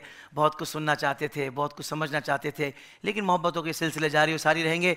आपसे कल दोबारा मुलाकात होगी सहर की नशरियात में। जी हाँ, बोल टेलीविज़न की स्क्रीन पर, और नशरियात तो आपकी मेरी पसंदीदा रमज़ान में बोल। मुझे इजाज़त दीजिए। अस्सलामु अलैकुम रहमतुल्लाहि व बरकातुहू। रब का एहसान है, माह रमज़ान है। बोल एंटरटेनमेंट के शोज देखने के लिए हमारे चैनल को सब्सक्राइब करें और बेल आइकन पर क्लिक करना ना भूलें।